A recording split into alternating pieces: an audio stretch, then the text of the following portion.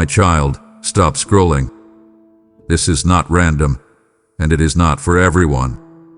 I am calling you by name in this moment because something in your heart has gone quiet, and I need you now. Where are you? Not physically, but spiritually, emotionally, relationally. Do not listen casually. Do not multitask. Stay with me until the very end, because every word you are about to hear was shaped for the place you are standing in right now. What you feel stirring inside you is not emotion. It is recognition. I am reaching for you, and this moment will not repeat itself the same way again. Listen closely. Watch carefully. Do not look away. What you choose to do with this message will mark a turning point you cannot undo. My child, listen to me. I am speaking to you from within the quiet you have been trying to avoid. This silence you feel around you is not emptiness, and it is not abandonment. It is the sacred space where I have been calling your name over and over again, patiently, faithfully, with a voice that does not shout but carries eternity within it. I ask you, where are you? Not because I have lost sight of you, but because you have slowly withdrawn from the place where your heart once rested in mine. I see how life has pressed in on you, how responsibilities have piled up, how disappointments have weighed down your spirit until retreat felt safer than presence. I watched the moment you began to grow quiet with me, not out of rebellion, but out of weariness. You did not mean to drift. You did not plan to become distant. It happened one step at a time, one unanswered prayer, one delayed hope, one silent night when you felt you had to be strong on your own. And still, through it all, I remain near. My call in the silence is not a demand. It is an invitation. It is the ache of a father who longs to hear his child respond. I am not standing over you with disappointment. I am kneeling beside you with compassion, asking you to lift your eyes and remember that you are not alone in this quiet. Even now, as you read these words, I am closer than you think. The silence is not proof that I have left. It is proof that I am waiting for you to notice that I am here. And hear me carefully, my child, because this matters more than you realize. When I call out to you in the silence, I am calling you back to yourself as well.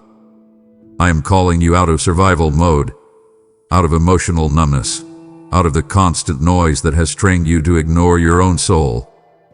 I know you have been filling the quiet with distractions because the stillness feels too honest, too revealing. In the silence, you feel the weight of questions you have avoided, the ache of longings you buried, the fear that maybe you have disappointed me beyond repair. But that fear is not from me. I do not meet you in silence to accuse you. I meet you there to restore you. The silence is where truth rises gently, where healing begins without force, where love speaks without competition. I am calling you because I need your presence, not your productivity. I need your heart, not your performance. When I ask, where are you? I am not asking for your location, I am asking for your attention. I am asking you to stop hiding behind noise and strength and come back into the quiet where you can finally exhale. This is the beginning of everything shifting for you. Not because you do something impressive, but because you answer me. So pause here, my child. Let the silence stop being something you fear. Let it become the place where you hear me most clearly, calling you home, calling you deeper, calling you by name. My child, before you ever thought to look for me again, I was already looking for you. Long before this moment, long before these words reached your eyes, my gaze had never left you. There was not a single day, not a single hour, not a single breath where you slipped beyond my sight. Even when you felt unseen, even when you felt overlooked, even when you felt like just another face moving through the world unnoticed, my eyes were fixed on you with a focus that never wavers. I watched you wake up tired and go to bed even more tired. I saw the strength you forced yourself to wear when inside you felt thin, fragile, stretched too far. I saw the quiet ways you kept going when it would have been easier to stop caring. And all that time my heart leaned toward you. I was not waiting for you to become better, braver, cleaner, or more consistent. I was waiting for you to remember that you were never alone in the first place. I have been looking for you not because you were lost beyond reach, but because love always moves first. Love always searches. Love always notices the absence before the room even feels empty. And my love for you has never once been still. There were moments, my child, when you assumed I had turned away because life did not unfold the way you prayed it would. You thought my silence meant distance, that unanswered prayers meant disinterest, that delay meant denial. But listen to me now, and let this truth settle deep inside you. I never stopped looking for you, even when you stopped looking for me. When your prayers grew shorter, I listened more closely. When your faith felt thinner, I held you more carefully.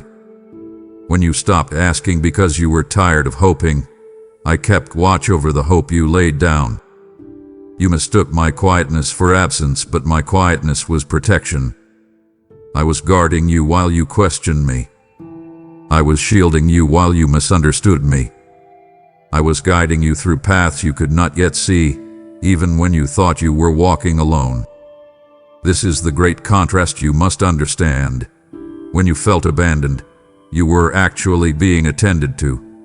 When you felt forgotten, you were being watched over. When you felt ignored, you were being gently led. I have been looking for you in the crowds you disappeared in the routines that numbed you, in the habits that distracted you. And every time your heart sighed without words, I heard it. Every time you wondered if anyone would notice if you stopped trying, I noticed. My child, I have always noticed. And I need you to hear this personally, because this is not a general truth meant for everyone. It is a personal confession from my heart to yours. I have been looking for you. Not a version of you that performs better. Not a future version of you that finally gets everything right. You. As you are. As you've been. As you feel right now. I have been searching the corners of your heart, where you stored disappointment, the quiet rooms where you hid questions you were afraid to ask out loud. I have been waiting in those places you stopped visiting because they hurt too much. And still, I stayed. Still, I waited.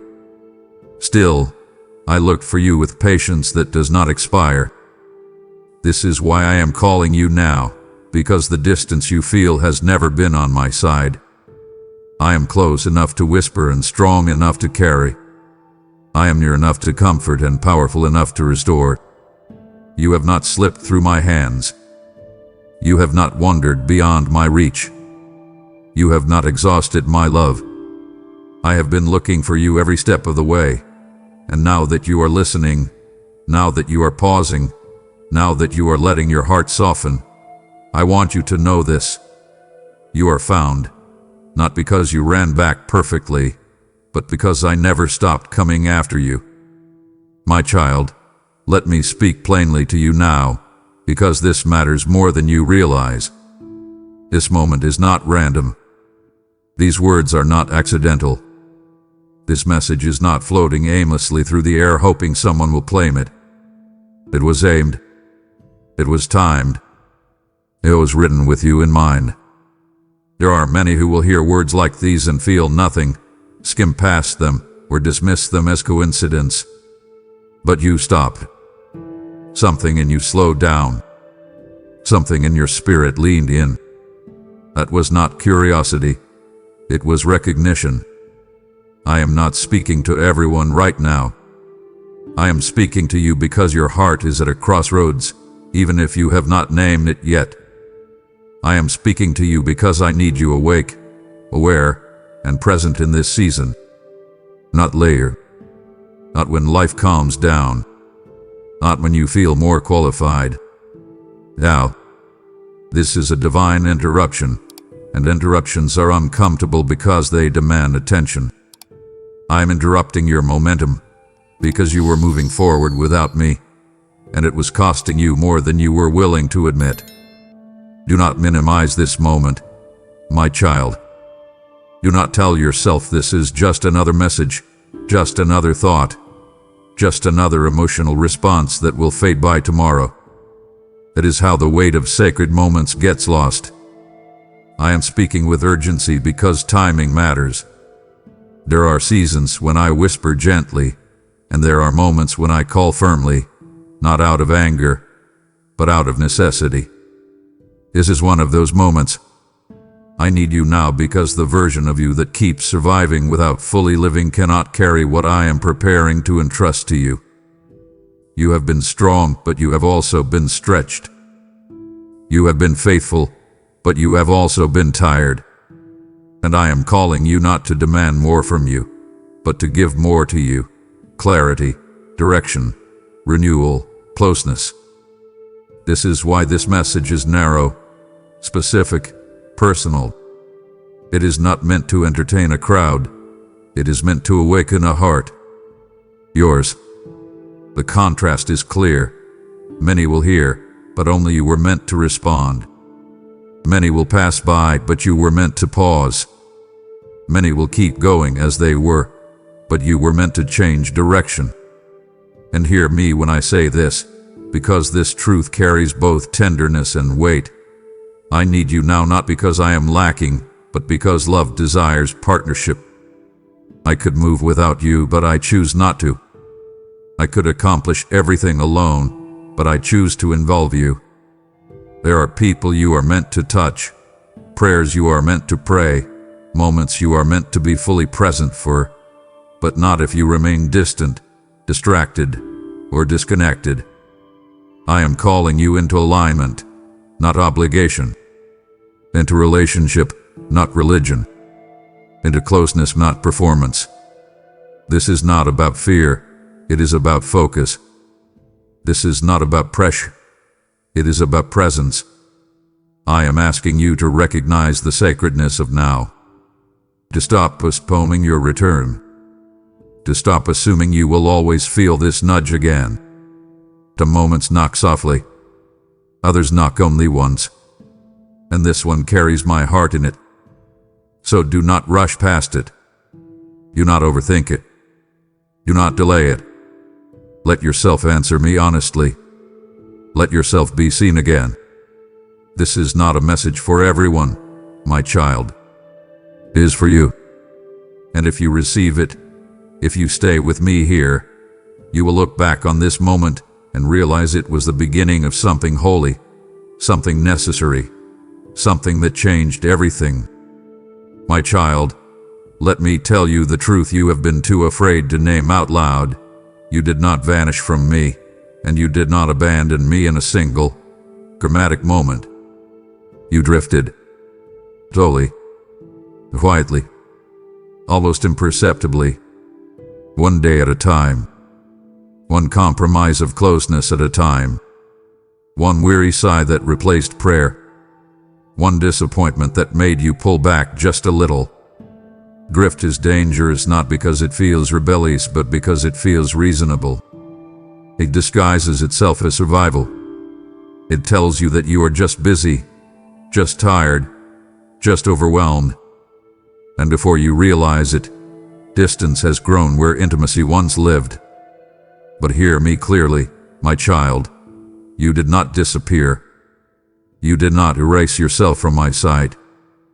You did not fall off the map of my love. Drift does not undo covenant. Drift does not cancel calling. Drift does not shock me. I saw it happening, not with anger, but with sorrow mixed with understanding. I watched you carry more than you should have, and instead of coming closer, you leaned away. Not because you wanted distance, but because you did not know how to rest anymore. There is a sharp contrast I need you to understand, and let it cut gently but truthfully. Disappearance is intentional. Drifting is unintentional. And you, my child, never intended to leave me. You were worn down, not hardened. You were exhausted, not defiant. You were confused, not cold. That is why I am speaking to you now with such tenderness and such urgency. Because drift, left unaddressed, eventually feels like disappearance, even when it is not.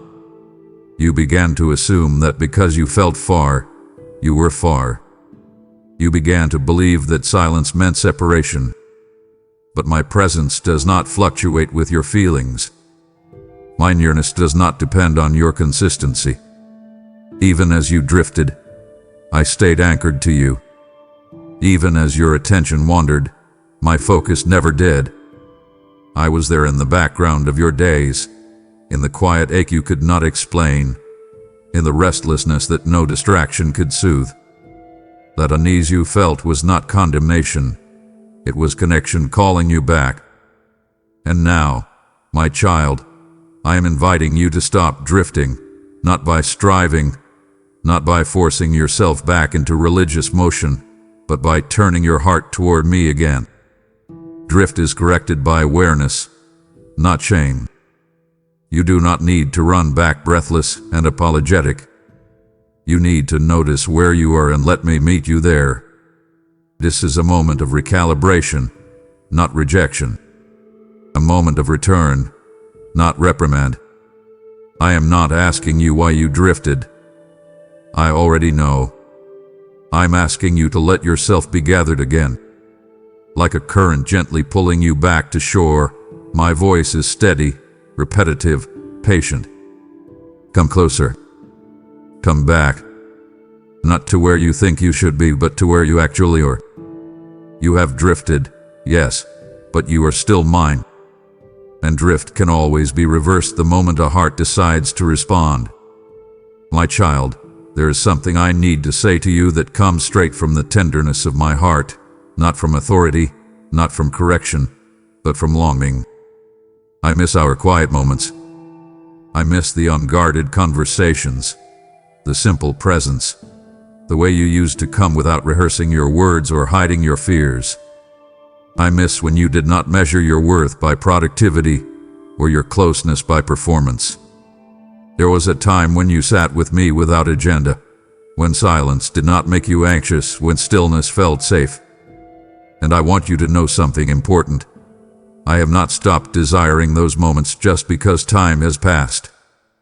My longing for you is not faded. My desire to be with you is not cool. If anything, it has deepened because I see how much you need rest now. I see how noise has filled every corner of your life. Noise in your mind, noise in your schedule, noise in your expectations. And in all that noise, your soul has been craving the quiet it once knew with me. You see, my child, quiet moments are not empty moments. They are where truth settles. They are where love breathes. They are where healing begins without announcement. But somewhere along the way, quiet started to feel uncomfortable to you. Silence began to expose thoughts you did not want to face, wounds you did not want to reopen, questions you did not want to ask. So you filled the space. You stayed busy. You stayed distracted. You told yourself you would return to stillness later, when things calmed down. But later never came. And now, your spirit feels restless even when you stop moving. This is not because you have failed. It is because you have been disconnected from the place where your soul refuels. The contrast is clear and painful. The more noise you allow, the harder it becomes to hear me. The quieter your life becomes, the clearer my voice grows. I have been whispering, but whispering requires proximity. And I miss that closeness with you. So I am inviting you back. Not to a routine, not to a rule, not to a religious obligation, but to presence. To sit with me again. To be honest again. To let your guard down again. I am not asking you to recreate the past. I am asking you to return to the posture of openness you once had. Those quiet moments were never about perfection. They were about trust. About safety. About about knowing you could come as you were and leave lighter than you arrived. That invitation still stands. I am still here, unhurried, unoffended, unchanging. And I am waiting, my child, not impatiently, but lovingly, for you to slow down long enough to remember that the quiet you have been avoiding is the very place where you will find me waiting with open arms. My child, I see the weight you carry, even when no one else notices it. I see it in the way your eyes linger just a moment too long when the room grows quiet. I see it in the pauses between your words, in the tired exhale you release when you finally sit down at the end of the day. Others may tell you that you are strong, that you are doing well, that you are holding it together. But I see beneath the surface. I see the silent heaviness that presses against your spirit, the accumulation of responsibilities, disappointments, expectations, and unanswered questions that have slowly piled up. This weight did not arrive all at once. It grew layer by layer, day by day, until carrying it became your normal. And you told yourself that this was just adulthood, just faith, just life. But my child, this weight was never meant to be permanent. It was never meant to live in your eyes, in your shoulders, in your breath. I notice what you tried to hide. I notice how you keep going even when your soul is begging for rest. And I am speaking now because I do not want you to confuse endurance with health, or survival with peace. There is a contrast I need you to face gently but honestly. You have learned how to function while hurting, how to smile while tired, how to believe while burdened.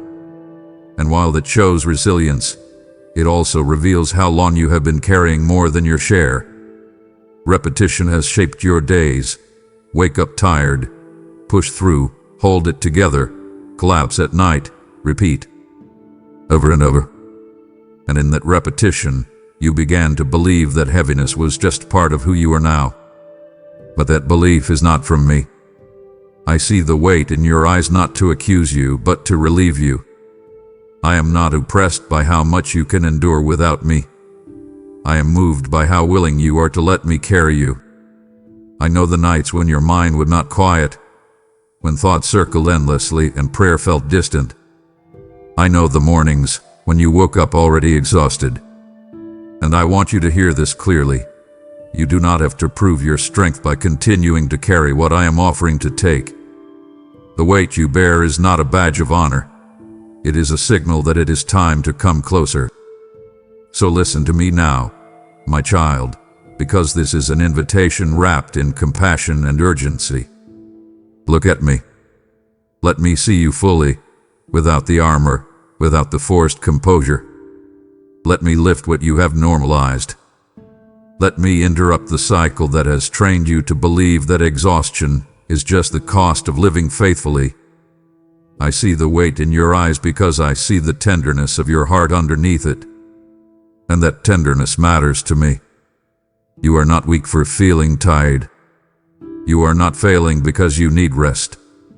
You are human and you are loved. Bring the weight to me. Name it. Release it. This moment is not about collapsing. It is about being held.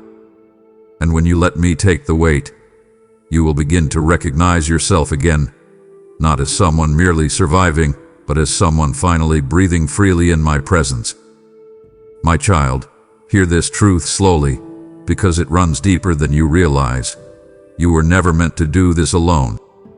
Not life, not faith, not healing, not growth. Independence may look strong from the outside, but it has been quietly draining you from within. Somewhere along the way, you learned to rely on yourself because it felt safer than expecting help. You learned to carry your own burdens because you did not want to be a burden. You learned to stand alone because asking felt risky. And little by little, you began to confuse self-reliance with maturity. But I did not create you to be self-sufficient. I created you to be connected. From the beginning, my design was closeness, not isolation. Communion, not separation. And every time you try to do this alone, something inside you strains against that design. That strain is not failure.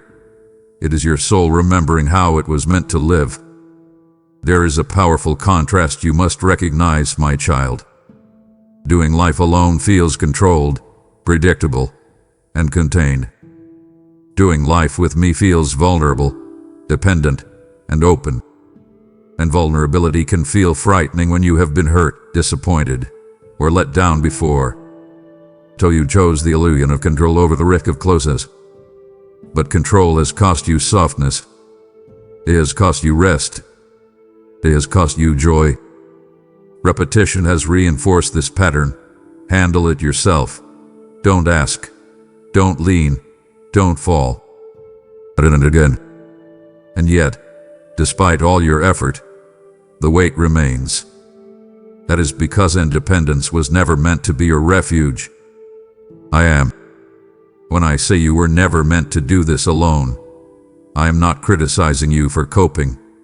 I am inviting you to come home to the way I designed you to live. With me. Walking together.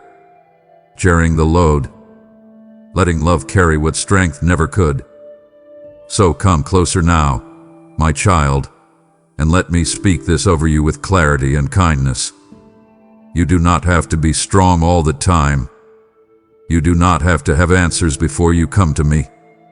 You do not have to hold yourself together to be worthy of my presence. I am not impressed by how well you manage alone.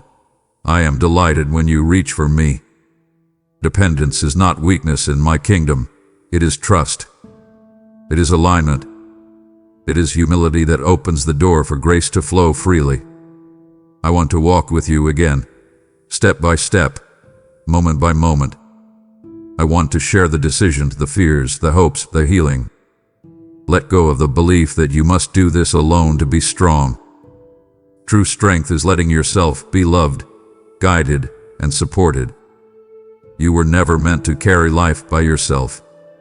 You were meant to walk it with me. And I am here now, ready to take your hand, if you will let me. My child, come closer and listen without flinching, because what I am about to say is meant to untangle a knot that has been tightening inside you for far too long. I do not need your perfection. I have never asked for it. I have never waited for it. I have never required it as the price of my love. Yet somewhere along the way, you began to believe that you must arrive polished, prepared, and put together before you could truly come to me. You thought you needed the right words, the right posture, the right progress. So you delayed. You edited yourself. You held back pieces of your heart until you felt more worthy of being seen. But my child, perfection has never impressed me. Honesty has. What moves me is not how flawless you appear, but how willing you are to be real. I do not want the version of you that has it all figured out. I want the version of you that is tired, confused, hopeful, afraid, longing, and still reaching. I want your heart, not your highlight reel. Your truth, not your performance. Your presence, not your polish. You see, perfection creates distance while vulnerability creates connection. That is the contrast you must finally allow yourself to see. Perfection keeps you guarded, tense, always measuring yourself against an invisible standard. It tells you to hide what hurts, to mask what is messy, to clean yourself up before you come near me. But your heart was never meant to live behind armor. Repetition has trained you into this pattern.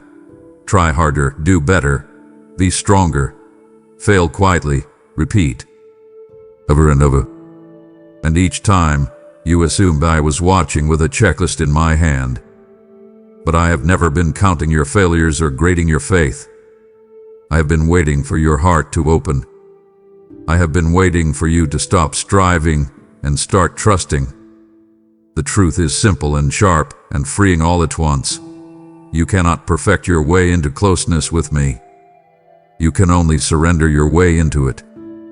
And surrender begins when you stop pretending.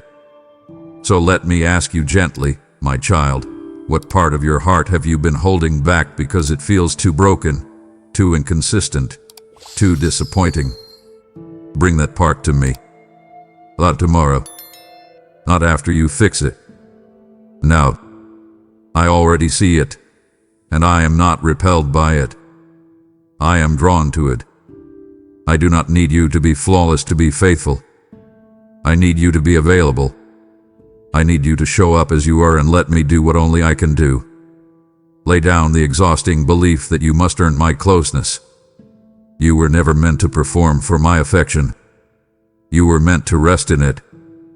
I need your heart, open, honest, unfiltered, because that is where transformation begins. Not in perfection, but in presence. My child, as you open your heart to me without polish or pretense, hear this as well. I am using this very word to reach hearts far beyond your own. What you are receiving in vulnerability, others are starving for in silence. When you give to carry my voice forward, you are sowing seed into soil I have already prepared, and I promise you, the harvest will speak. I am the God who says, give, and it will be given to you, pressed down, shaken together, and running over, and I am speaking that now over your obedience. This is not about perfection or pressure, it is about partnership. If you feel the stirring to help spread this message through Super Thanks membership or PayPal, the link is waiting in the video description. Know that stirring is from me. I bless every open hand with oil that does not run dry and light that reaches hidden places. Do not hesitate. Respond now, and let your giving become a doorway for another soul to come home. My child, there is something heavy standing between us, and it is not your sin, not your struggle, not your past. It is shame. Shame is the shadow that has been following you, whispering lies, distorting truth, convincing you that you are tolerated but not delighted in, forgiven but not fully welcome. Shame tells you to stay quiet, stay small, stay hidden. It tells you that if I really saw everything, I would turn away. But shame is not from me. It has never carried my voice, my tone, or my heart. I do not speak an accusation. I speak an invitation. I do not expose you to humiliate you. I reveal truth to heal you. Yet shame has trained you to flinch when I call your name, to brace yourself instead of leaning in. And that breaks my heart, not because you have failed, but because you are believing a lie that keeps you from freedom. Look at the contrast, my child, and let it become clear. Shame says hi. I say come. Shame says you are disqualified. I say you are chosen. Shame repeats the past. I speak life into your present. Over and over, shame replays what you regret, what you wish you could undo, what you fear defines you. It is relentless, repetitive, cruel.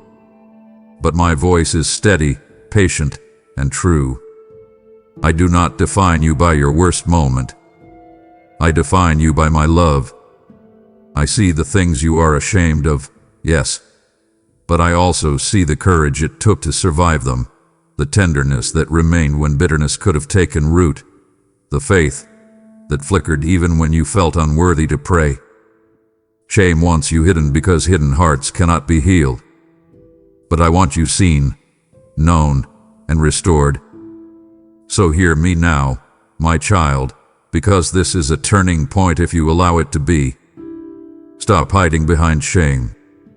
Stop letting it speak louder than my truth. You do not honor me by punishing yourself longer than I ever intended. You do not grow by staying buried in regret. Bring your shame into the light of my presence, and watch how quickly it loses its power. I am not shocked by your story. I am not disappointed by your humanity. I am not waiting to condemn you. I am waiting to embrace you. Let shame fall away. Let honesty rise. Let healing begin. You are not too far gone. You are not too broken. You are not beyond restoration. You are my child, and there is nothing you could reveal that would make me stop loving you. Come out of hiding. I am right here, and my arms are still open. My child, let me ask you again, but this time, listen beyond the surface of the question. Where are you really? Not where your body sits, not where your calendar says you should be, not where others assume you are because you keep showing up and getting things done. I am asking about the place beneath all of that. The place where your trust lies. The place where your hope either breathes or hides. The place where you quietly made agreements with disappointment and told yourself, this is just how it is now. I am not interrogating you. I am inviting you to be honest in a way you have not been able to be with anyone else. Because you have learned how to talk about your life without actually revealing your heart. You have learned how to answer questions without answering this one. And yet this question keeps echoing because your soul knows it matters. Where are you really? With me? With yourself? With the future you once believed was possible? There is a deep contrast I want you to notice, my child, because it reveals where you've been living. You have been physically present but spiritually withdrawn. Emotionally functional but inwardly guarded. Faithful in appearance but cautious in expectation. You did not stop believing in me. You stopped believing that things could truly change. And that subtle shift reshaped how you prayed, how you hoped, how you listened. Repetition set in. Hope rises. Disappointment follows. Walls go up. Expectations lower. Repeat. Over time, you learned how to survive without anticipating joy. You learned how to protect yourself by staying emotionally distant, even from me. But that distance has been costing you more than you realize.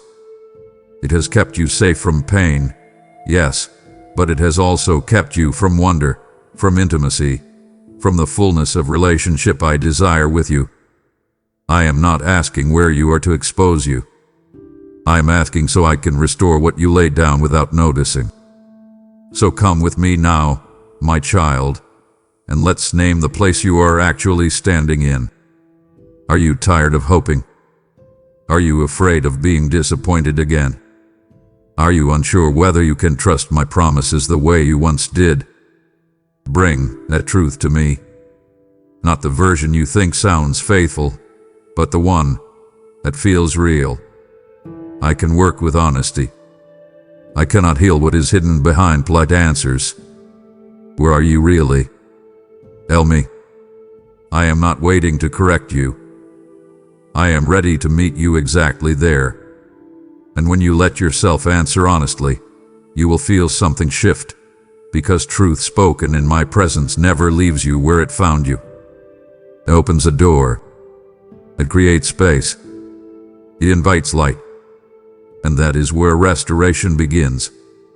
My child, now that you are listening, now that you are allowing your heart to open again, I need you to hear this with clarity and wait. There is work only you can do. Not because you are the strongest, not because you are the most qualified, not because you have everything together, but because I chose you. I shaped you with intention. I placed experiences, sensitivities, insights, and compassion within you that no one else carries in the same way. And when you pulled back, when you drifted, when you hid parts of your heart, it was not only you who felt the loss. The world felt it too. There are people connected to your obedience, moments connected to your presence, prayers connected to your voice. And I am calling you now because the time to remain half present has passed. I need you awake, available, and willing, not perfect, but present. Do not misunderstand me, my child. This is not pressure. It is purpose. There is a contrast here that matters deeply. You thought rest meant stepping away from calling, but true rest realigns you with it. You thought pulling back would protect you, but it also delayed what I was preparing to do through you. Repetition dulled your sense of urgency. Maybe later, maybe when I feel stronger, maybe when life slows down. But life rarely slows down. And calling does not wait for ideal conditions. It waits for willing hearts. I am not asking you to rush or strive. I am asking you to respond. To say yes again. To bring your whole self back into alignment with me so that what flows through you is not exhaustion, but life. Not obligation, but love. Not fear, but faith. So stand with me here, my child, and let this truth settle into you. Your presence matters more than you know. Your obedience creates ripples you cannot yet see. Your voice carries authority because it has been shaped by lived experience, not theory. I am not replacing you. I am not moving on without you. I am calling you back into partnership, back into purpose, back into the work that was always meant to flow from relationship, not replace it. Say yes, not loudly, not dramatically, but sincerely. And as you do, you will feel the weight shift again, not because responsibility has increased, but because alignment has returned. I have work only you can do, my child. And I want to do it with you, together, step by step, heart to heart. My child, I need you to understand why it hath been so hard for you to hear me lately, and it is not because I stopped speaking. It is because the world has been loud, relentlessly loud, aggressively loud, deceptively loud. Voices competing for your attention from the moment you wake until the moment you close your eyes. Opinions, expectations, notifications, responsibilities, fears, comparisons, all speaking at once, all demanding urgency, all insisting they matter most. And in the middle of that noise, my voice did not disappear, but it was crowded out. Not because it is weak, but because it is gentle. I do not shout over chaos. I wait for stillness. And you, my child, have been living in a constant state of mental and emotional noise, so much so that silence began to feel unfamiliar, even uncomfortable. The loudness trained you to react instead of reflect, to rush instead of rest, to respond instead of listen. And over time, you began to confuse movement with progress, volume with truth, urgency with importance. Notice the contrast I am showing you now. The world demands speed. I invite stillness. The world shouts. I whisper. The world pressures. I reassure. The world consumes. I restore. Repetition has shaped you here too. Scroll, compare, worry, repeat, plan, strive, achieve, repeat. Listen to everyone else's voice before you listen to mine. And slowly, almost without noticing, you began to trust the loudest voice in the room instead of the truest one. That is why your spirit has felt restless even when your life looked full. That is why clarity has felt distant even when information was abundant. Noise does not lead to wisdom. It leads to exhaustion. And I have been waiting for you to realize that the confusion you feel is not because you lack direction, but because you have been listening to too many directions at once. I am not competing for your attention. I am calling you to choose where you place it. So let me speak to you gently, but firmly now, my child. You will not find me in the rush. You will not hear me in the constant input. You will not recognize my guidance if every moment is filled. You must create space, not because I am far away, but because intimacy requires intention. Turn down the noise. Step away from voices that stir fear instead of faith. Learn again how to sit without distraction, how to breathe without urgency, how to listen without planning your next move. This is not withdrawal. It is realignment. The quieter your inner world becomes, the clearer my voice will sound. And when you hear me again, not as a distant echo, but as a steady presence, you will realize I was never silent. I was simply waiting for you to be still enough to listen. My child, I need to address a fear you have carried quietly, a fear you may not have even fully named. Somewhere deep inside, you began to wonder if your absence made you replaceable, if your drifting disqualified you, if your silence caused me to move on without you, and that fear has kept you hesitant, cautious, unsure whether you still belong where you once felt called. So hear me now with absolute clarity. I am not replacing you. I have not moved on. I have not reassigned what I entrusted to you. Your place has not been taken. Your calling has not expired. Your value has not diminished. I do not discard my children when they grow weary. I do not abandon my plans when the process takes longer than expected. I am patient beyond what you can imagine and faithful beyond what you have experienced from anyone else. Look closely at the contrast here, my child, because it reveals the lie you have been believing. The world replaces quickly. If you pause, someone else steps in. If you struggle, you are overlooked. If you slow down, you are forgotten. But my kingdom does not operate on disposability. It operates on covenant. I chose you with intention, not convenience. I called you with foresight, not impulse. And when you stepped back, I did not erase you from my plans. I protected you within them. Repetition fed the lie. I missed my chance. I waited too long. I fell behind. I'm no longer needed. But I am not bound by your timelines or your assumptions. I work outside of urgency and beyond comparison. What I have spoken over you still stands. What I placed within you still remains. And what I intend to do through you has not been given away.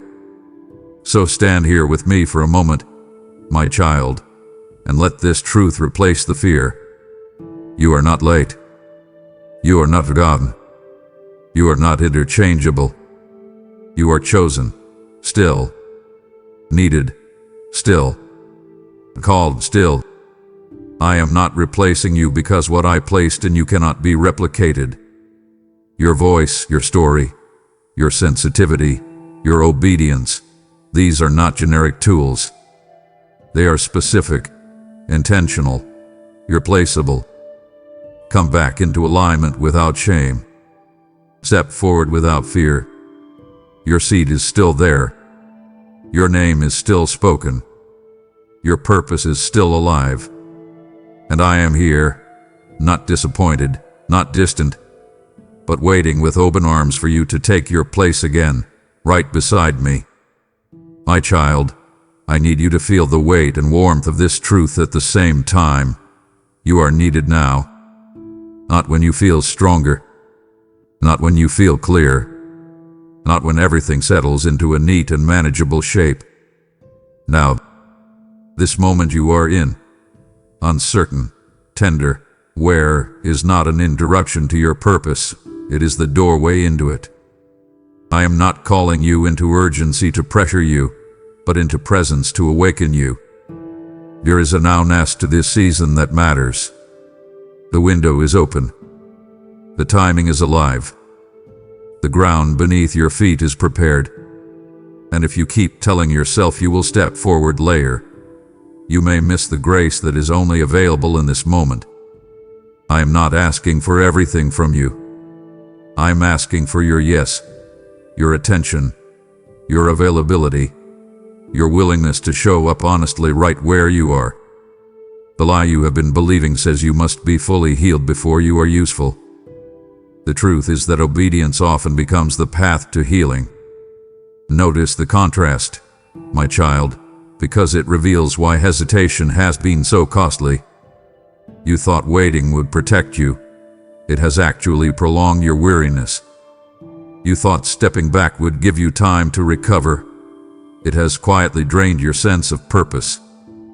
Repetition has whispered excuses that sound wise. Not yet. Not now. Not ready.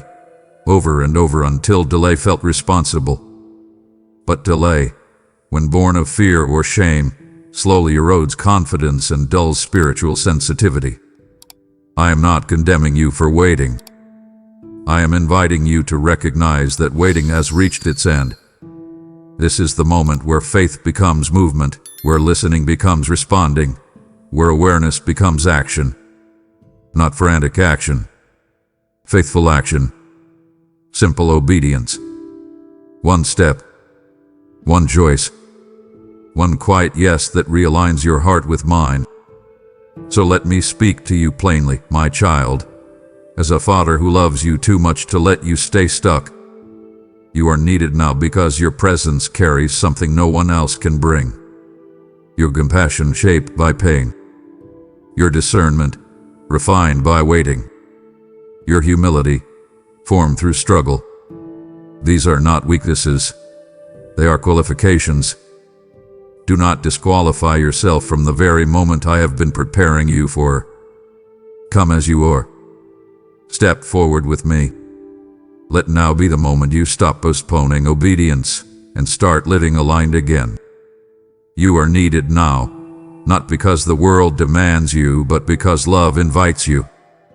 My child, I want to remove a burden you have been carrying that has kept you standing at the edge instead of stepping fully into my presence. You think you need to explain yourself before you can return. You think you need to justify the distance, account for the silence, curate the detours. You rehearse apologies in your mind, imagining what you would say if you finally came close again. But hear me clearly and let this truth settle deep in your bones. You do not need to explain. I already know. I have always known. There is nothing you can say that will surprise me, and nothing you can confess that will push me away. Explanations are not the currency of reconciliation. Honesty is. And even honesty does not begin with words. It begins with turning your heart toward me again. See the contrast that will free you if you let it. Explanation focuses on the past. Return focuses on the present. Explanation keeps you looking backward. Return brings you home. Shame demands explanations. Love simply opens its arms. Repetition has trained you to believe that you must earn your way back, that closeness must be negotiated, that forgiveness requires performance. But that is not my way. I am not a judge waiting for your defense. I am a father waiting for his child. You do not need to clean yourself up. You do not need to gather the right language. You do not need to make promises about how you will do better next time. Just come. Quietly. Honestly. Fully. The moment you turn toward me, restoration begins. So take this step now, my child, without ceremony, without speeches, without fear. Come back without explaining. Let your return be simple and sincere. Let it be marked by trust instead of guilt. I am not counting the days you were gone.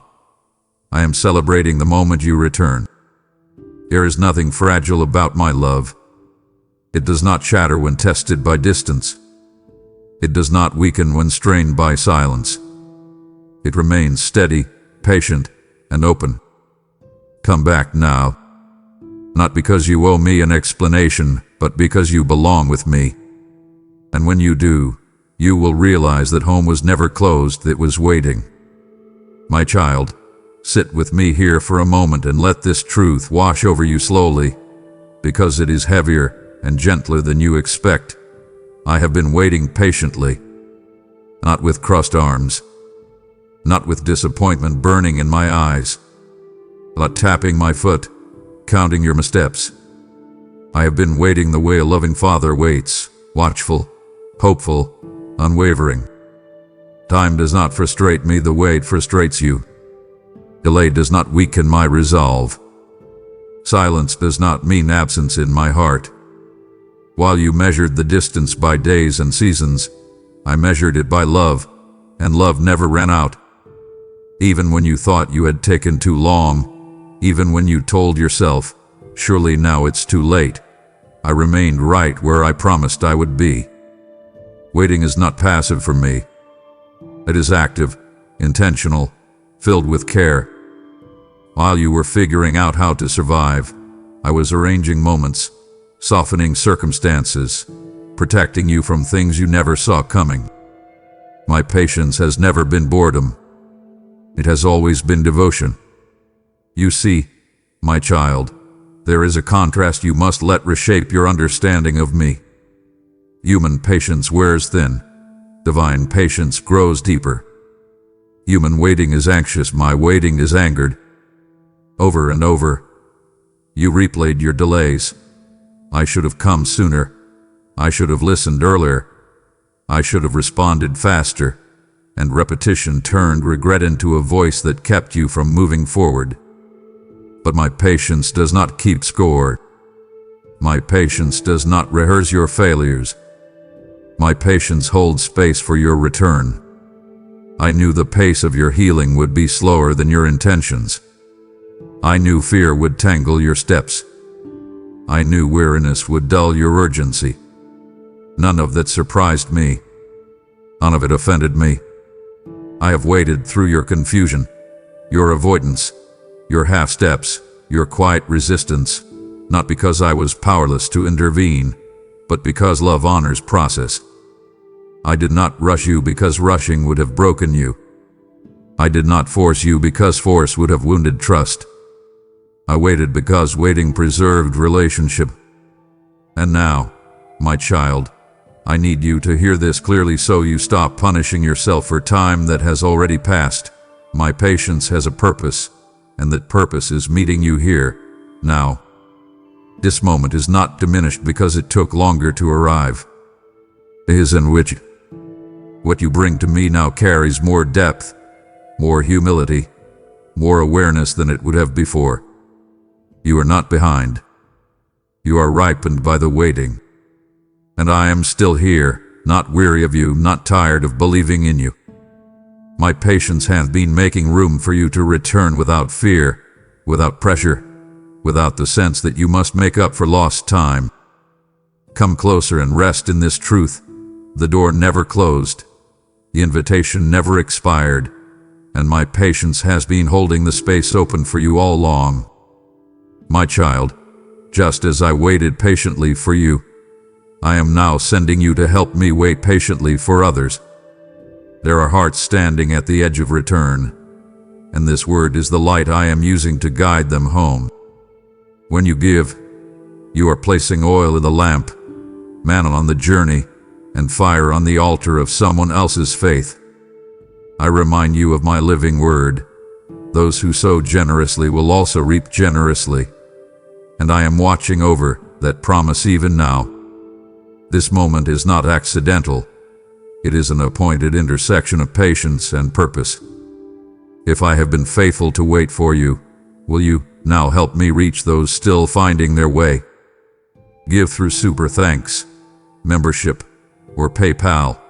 The PayPal link is in the video description, and let your obedience speak louder than time. Act now, and I will bless your seed with protection, increase, and favor beyond what you plan. My child, there is a tenderness in your heart that has been wounded quietly, deeply, and repeatedly, and you have learned how to hide it well. You cover it with strength. You protect it with humor, with busyness, with silence. You tuck the pain away and tell yourself it's manageable, that it doesn't matter anymore, that you've moved on. But I see what you hide. I see the places you avoid touching because they still ache. I see the memories you rush past because lingering feels dangerous. I see the questions you never finished asking because the answers felt too heavy to face. And I am speaking to you now because I long to heal what you hide, not expose it to shame you, not reopen it to hurt you, but bring it into my light where healing is gentle, thorough, and real. Hidden pain does not disappear. It waits. And I do not want you carrying it any longer. There is a sharp but loving contrast I need you to recognize. What you hide continues to wound you. What you reveal can finally heal. Secrecy feels safe, but it is isolating. Openness feels risky, but it is freeing. Repetition has taught you this pattern. Bury it, manage it, move on, repeat. And each time, the wound learned to stay quiet rather than get better. You told yourself, others have it worse. I should be over this by now. I don't want to be dramatic. And those phrases became walls. But my child, minimizing your pain does not honor me. Pretending you are fine does not make you strong. It only keeps you distant. I am not asking you to relive everything at once. I am asking you to trust me with the truth you have been protecting. Healing does not happen through denial.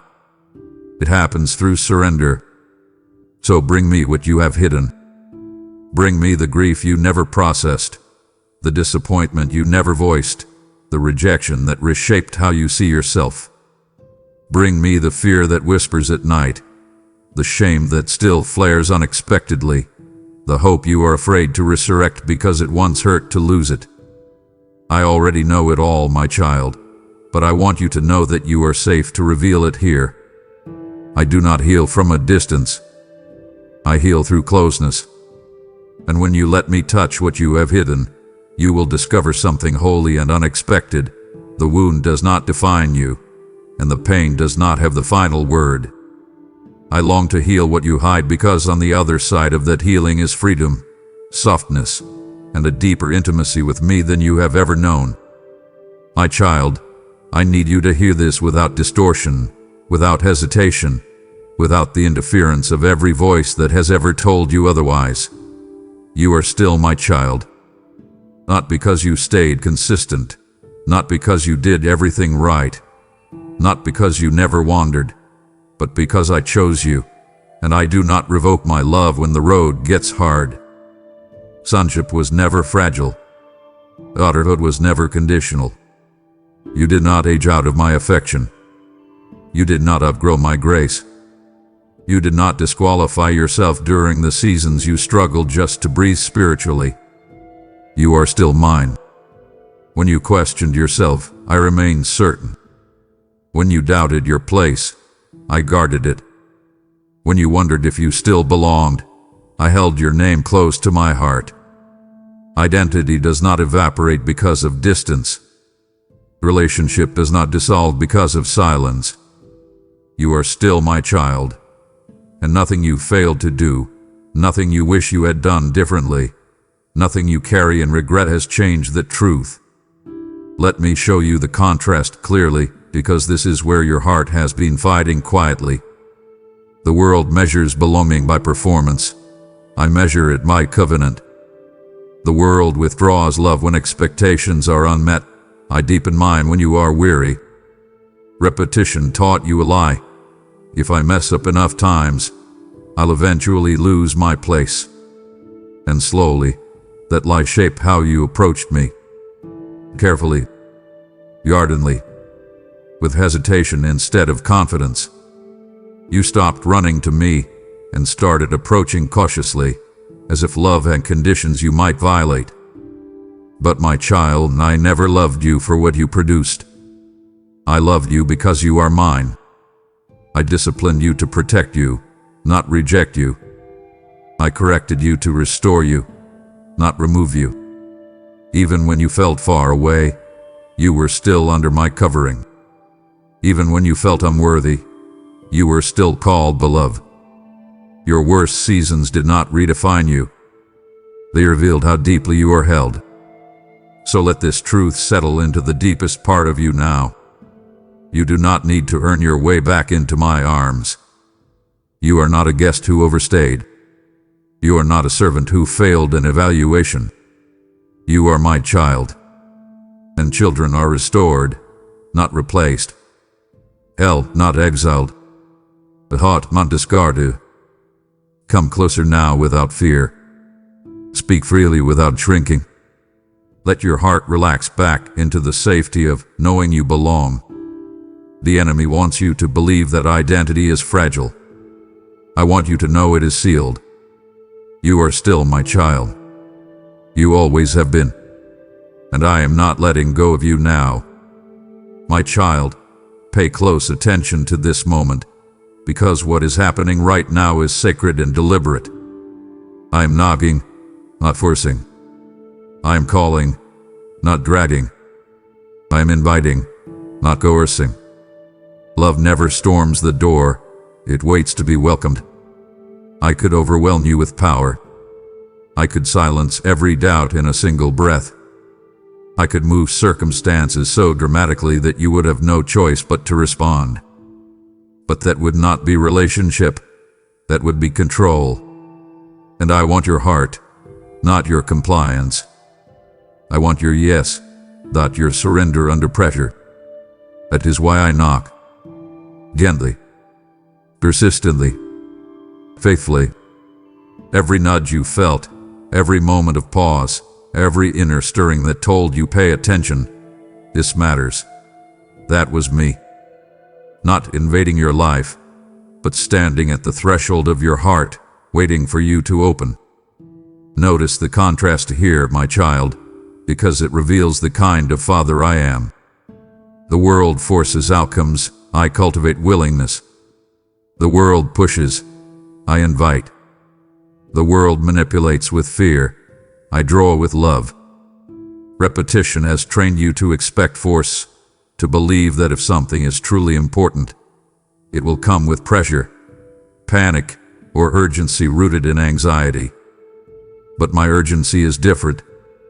It is steady, clear, and compassionate. It says, this matters, and I want you fully present for it. Not because time is running out in panic, but because opportunity is alive right now. I knock again and again because I respect you. I honor your agency. I refuse to violate your heart to save it. That is how deeply I love you. So here we are, my child, at the door of decision, not dramatic, not loud, but deeply meaningful. I am not asking you to overhaul your entire life in one moment.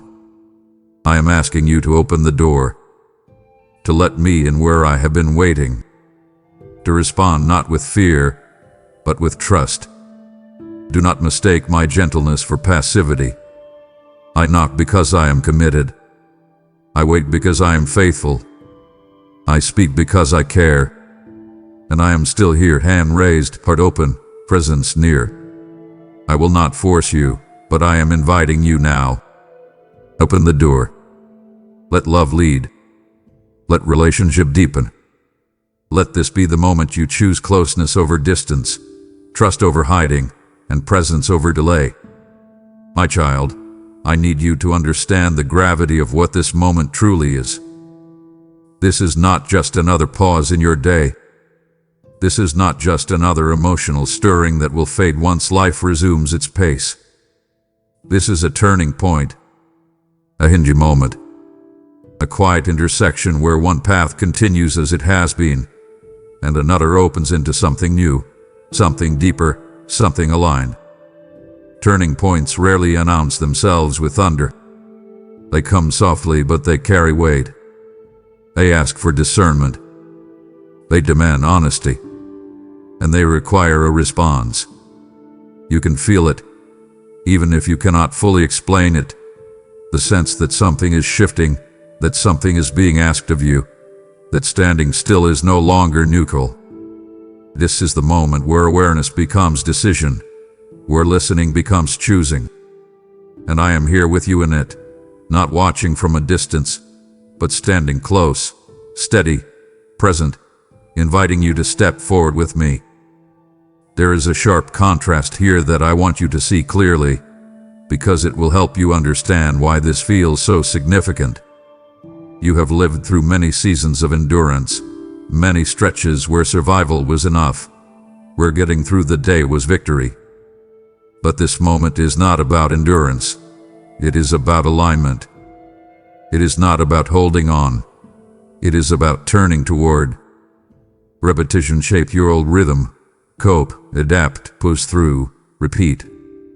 And while that rhythm kept you alive, it also kept you stuck. Turning points disrupt repetition. They interrupt cycles. They invite courage where comfort once lived. That is why part of you feels exposed right now. Turning points remove autopilot. They bring choice to the surface. And choice always feels vulnerable. But vulnerability is not danger, it is opportunity. This is the place where old patterns loosen their grip and new possibilities become visible. So stand here with me, my child, and do not rush past this moment. Let it speak. Let it ask what it needs to ask. Let it reveal what it needs to reveal. Turning points do not require perfection, they require honesty. They do not demand certainty, they ask for willingness. You do not have to see the entire road ahead. You only need to recognize that continuing exactly as you have been is no longer enough. Turn toward me. Turn toward truth. Turn toward the life that has been quietly calling your name. This is a turning point, not because everything will change instantly, but because you are choosing to change direction, and that choice matters more than you know. My child, come close and listen carefully, because this distinction will set your heart free if you allow it to sink in fully. I do not want religion from you. I want relationship. I do not want routine without intimacy, obedience without closeness, discipline without love. I never asked you to reduce your connection with me to checklists, rules, or appearances. I asked for your heart. Somewhere along the way, you began to confuse devotion with performance. You measured your faith by how consistent you were, how much you knew, how well you behaved. And when you fell short of those measurements, you pulled back, not because you stopped loving me, but because you felt unqualified to approach me. But my child, relationship was always the point. Not perfection, not ritual, not religious image. Relationship. Look at the contrast and let it untangle what hath been knotted inside you. Religion focuses on outward compliance. Relationship transforms from the inside out. Religion asks, am I doing enough? Relationship asks, am I close enough? Religion creates pressure. Relationship creates peace. Repetition taught you habits. Pray this way. Show up this often. Measure yourself against that standard. And those habits were meant to support relationship, not replace it. But when habit became obligation, and obligation replaced desire, something precious was lost. You began doing things for me instead of being with me. And without realizing it, your heart grew tired. The tiredness was not spiritual failure, it was relational hunger. You were longing for connection, not correction. Presence, not performance. So hear me now, my child, as clearly as you have ever heard me. I am not calling you back to a system. I am calling you back to me. Sit with me. Talk to me honestly. Let your faith breathe again without fear of doing it wrong. Relationship is messy, alive, dynamic, and real.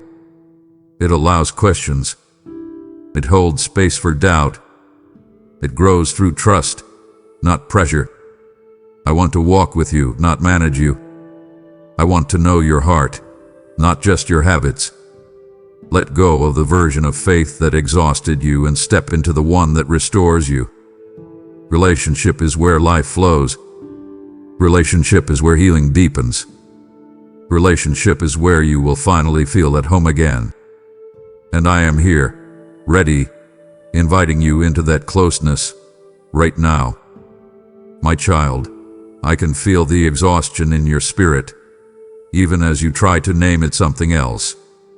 You call it responsibility. You call it maturity. You call it loyalty. But beneath those names, it is draining you. There are things you have been carrying for so long that you no longer remember what it feels like to set them down. Burdens that were meant to be temporary became permanent simply because you never felt permission to release them. You told yourself, Someone has to hold this together. You told yourself, if I let this go, everything will fall apart. And so you kept carrying, day after day, thought after thought, worry after worry, until heaviness felt normal. But my child, what drains you is not strength, it is strain. And strain was never part of my design for your life. Look closely at the contrast I am placing before you now. Carrying everything gives you the illusion of control. Laying it down requires trust. Carrying keeps you busy. Laying it down makes you vulnerable. Repetition trained you into this rhythm. Pick it up, manage it, absorb it, repeat. And every time you repeated that cycle, your soul paid the cost. You have been faithful, yes, but you have also been fatigued. You have been committed, but also depleted. I never asked you to bleed silently in order to prove your devotion. I never asked you to live perpetually tired to demonstrate faith. What drains you is not always sin. Sometimes it is responsibility you were never meant to shoulder alone. Expectations that were never assigned to you. Emotional weight that does not belong to you. Fear disguised as wisdom. Control disguised as care. So come now, my child, and do something holy and difficult at the same time. Lay it down. Not someday. Now. Lay down the pressure to fix everyone. Lay down the fear of disappointing others. Lay down the need to be needed. Lay down the stories you tell yourself about what will happen if you stop carrying everything. I am not asking you to abandon love or responsibility. I am asking you to release what is draining the life out of you. When you lay it down, you are not failing. You are trusting. You are making space for my strength to flow where yours has been running dry. Lay it down and feel the shift, not instantly dramatic, but quietly freeing. This is how rest begins. This is how renewal starts. This is how you remember what it feels like to live without constant weight on your chest. My child, listen to me now with your whole heart, because what I am offering you is not a quick fix or a distant promise.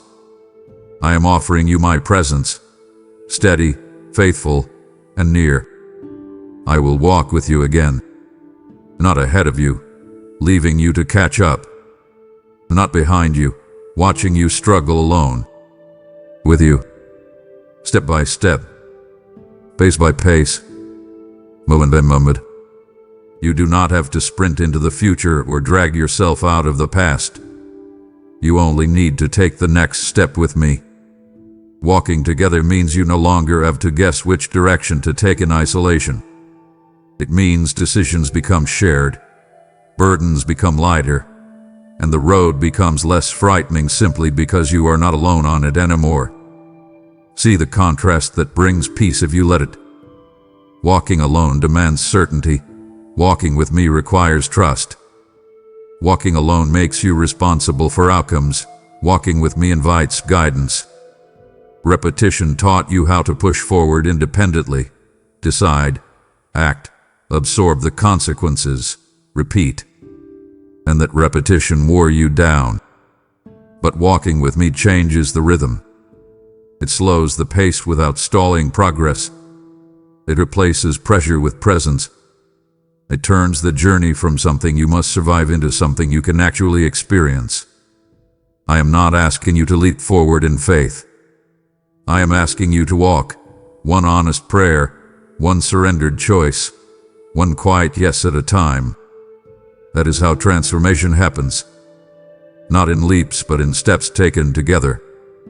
So take my hand now, my child, and do not be afraid of how slow it feels. Healing is not rushed. Trust is not forced. Relationship is not measured by speed, but by closeness. I will walk with you through confusion, through rebuilding, through joy, through uncertainty. I will not disappear when the road bends. I will not withdraw when questions rise. I will say, that is my promise.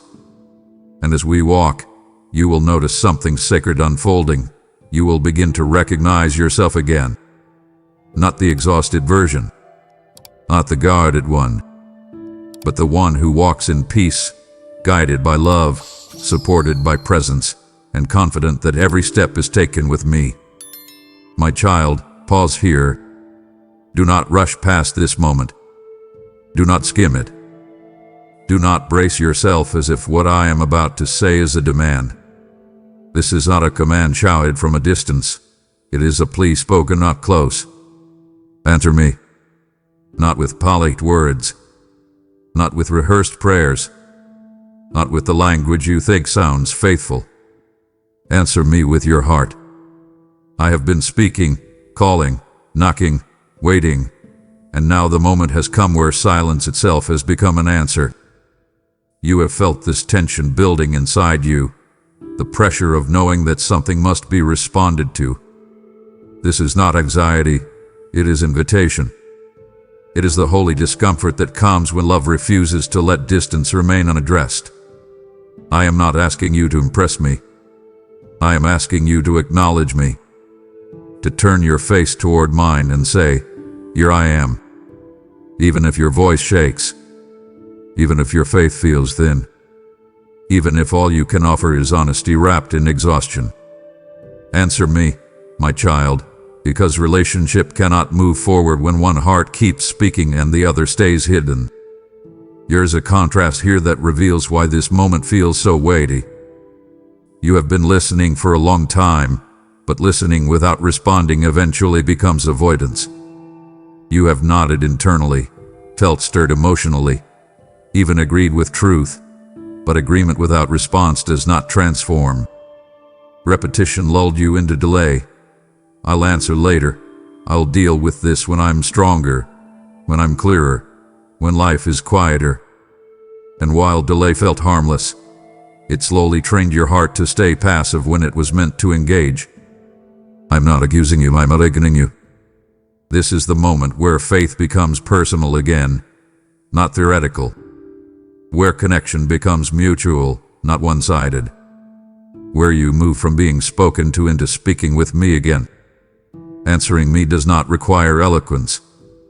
It requires courage, the courage to be present, to be seen, to stop hiding behind silence that pretends to be humility. So answer me now, my child, in whatever way you can. Whisper if you must. Weep if you need to. Sit quietly and say nothing but yes in your spirit. I am not grading your response. I am receiving it. The moment you answer, something sacred shifts. Distance loses its authority. Fear loosens its grip. Relationship breathes again. You are not responding to pressure. You are responding to love that has pursued you patiently, persistently, tenderly. Answer me, not because I demand it, but because your heart is ready to come home. This is not about the right words. It is about the right direction. Turn toward me. Speak. Acknowledge. Answer. I am listening with all of heaven's attention focused on you. My beloved child, this is where everything gathers. This is where the long road, the quiet drift, the waiting, the wounds, the knocking, the patience, all of it converges into one simple, life-altering invitation. Come back now. Not later. Not someday. Not when you feel more certain. Now. Because now is where grace is alive. Now is where arms are open. Now is where restoration begins. You have reached the end of postponement. The end of rehearsals. The end of standing at the threshold wondering what would happen if you stepped through. This is not the end of your story. It is the return to it. Coming back does not mean undoing the past. It means surrendering the present. That means choosing closeness over comfort, truth over familiarity, relationship over distance. I am not waiting for a dramatic entrance. I'm waiting for a willing heart. Feel the contrast as it sharpens and softens at the same time. Staying where you are feels familiar, predictable, controllable. Coming back feels vulnerable, uncertain, exposed. But familiarity hath been slowly starving you. Our vulnerability will heal you. Repetition kept you circling, almost ready, nearly convinced, deeply stirred, but not yet surrendered. And that cycle ends here. Coming back now is not reckless. It is obedient. It is the most grounded, honest decision you can make. You do not come back to punishment. You come back to presence.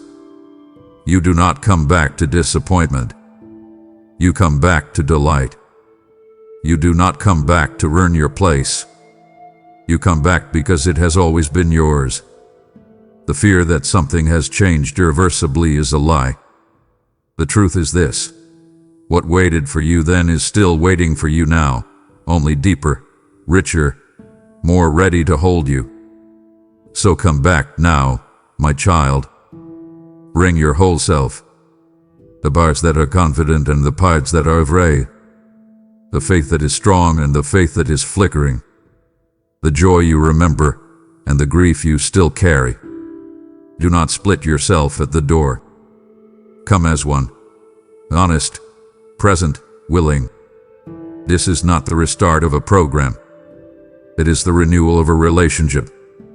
I am not standing with conditions in my hands. I am standing with love in my eyes. Come back now and let us begin again, not from the beginning but from truth, from closeness, from here. My beloved child, as I call you to come back now, I am also calling you to help bring others with you. This return is not meant to stop with you. It is meant to ripple like a river, carrying life wherever it flows. When you give to support this work, you are answering my voice with action, turning invitation into impact and light into fire. I declare to you now, whoever refreshes others will himself be refreshed, and I am ready to fulfill that word in your life. This is not a suggestion. It is a divine moment of alignment. Support this mission through Super Thanks, membership, or PayPal. The PayPal link is in the video description. And know that every gift becomes a bridge for another soul to cross. I bless your obedience with multiplication, guarding your steps and enlarging your influence. Come back fully, give now, and let us move together from this place of truth and closeness. My child, do not let this moment pass without a response. If these words found you, it is because I was calling you by name.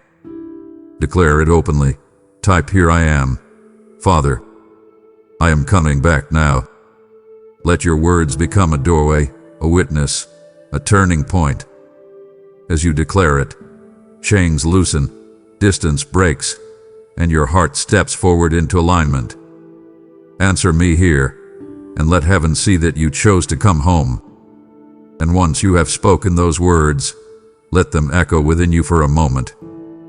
Coming home is not only a step forward, it is a remembering of where you have always belonged. The call you are answering today is the same voice that has searched for you since the beginning. Long before you're wondering, my heart was already reaching toward you. So be still and listen, because this invitation is ancient, familiar, and deeply personal. My child, where are you? I am calling out to you right now. Just as I did in the very beginning when the world was young and the grass was still wet with the first dew of creation. I want you to remember that first search in the garden. I was not looking for him because I was lost. I was looking for him because he was hiding. I am looking for you today for that same reason. You have retreated into the shadows, and I can see the leaves you have sewn together to try and cover your soul. I see the places where you hide from my gaze. You hide in your busyness, thinking that if you just keep moving, if you just keep working that job until your eyes burn, you won't have to feel the emptiness inside. You hide behind your phone, scrolling through the lives of others so you don't have to face the silence of your own heart. You hide behind your past mistakes, telling yourself that I couldn't possibly want to talk to someone who has done what you have done. I want you to stop for a moment. Stop running. Breathe in my presence right now. Do you feel the ache in my heart? It is the ache of a father whose child has walked out of the room. When our fellowship is broken, I feel the distance. I created you for intimacy, for a face-to-face connection that carries no shame. I did not design you to live in the dark. I pursue you because I love you with an intensity that you cannot yet understand. I pursue you even when you turn your back on me. I pursue you when you ignore my whispers. I follow you into the deepest valleys and the coldest nights. You might think you have wandered too far, but my love is faster than your feet. I am right behind you, and I am right in front of you. Listen to the stillness. Can you hear the sound of my voice? It isn't a voice of thunder or a voice of judgment that seeks to crush you. It is a still, small voice. It is a whisper that says, I am here. I want you to recognize that sound. It is more familiar to you than your own heartbeat, because I am the one who gave you that heart. I am inviting you to step out from the shadows of your shame. I know every secret you are keeping. I know the things you are afraid to say out loud. I see the guilt that weighs on your shoulders like a leaden coat. I am telling you to take it off. Come out into the light. I will not shame you. I will not reject you. I will wrap you in my arms and tell you that you are mine. I am your creator, and I am calling you home. Step toward me now. Do not let another minute pass in the darkness. I truly need you to understand that my love for you is not based on your performance. I want you, not your perfection. I want your heart, even if it is broken into 1,000 pieces. I am the God who mends. I am the God who restores. I am the God who searches until the lost is found. You are found today. You are seen. You are loved. I am standing here with my arms wide open. Will you come to me? Will you let me lead you back to the place of peace? I will guide your steps. I will clear the path.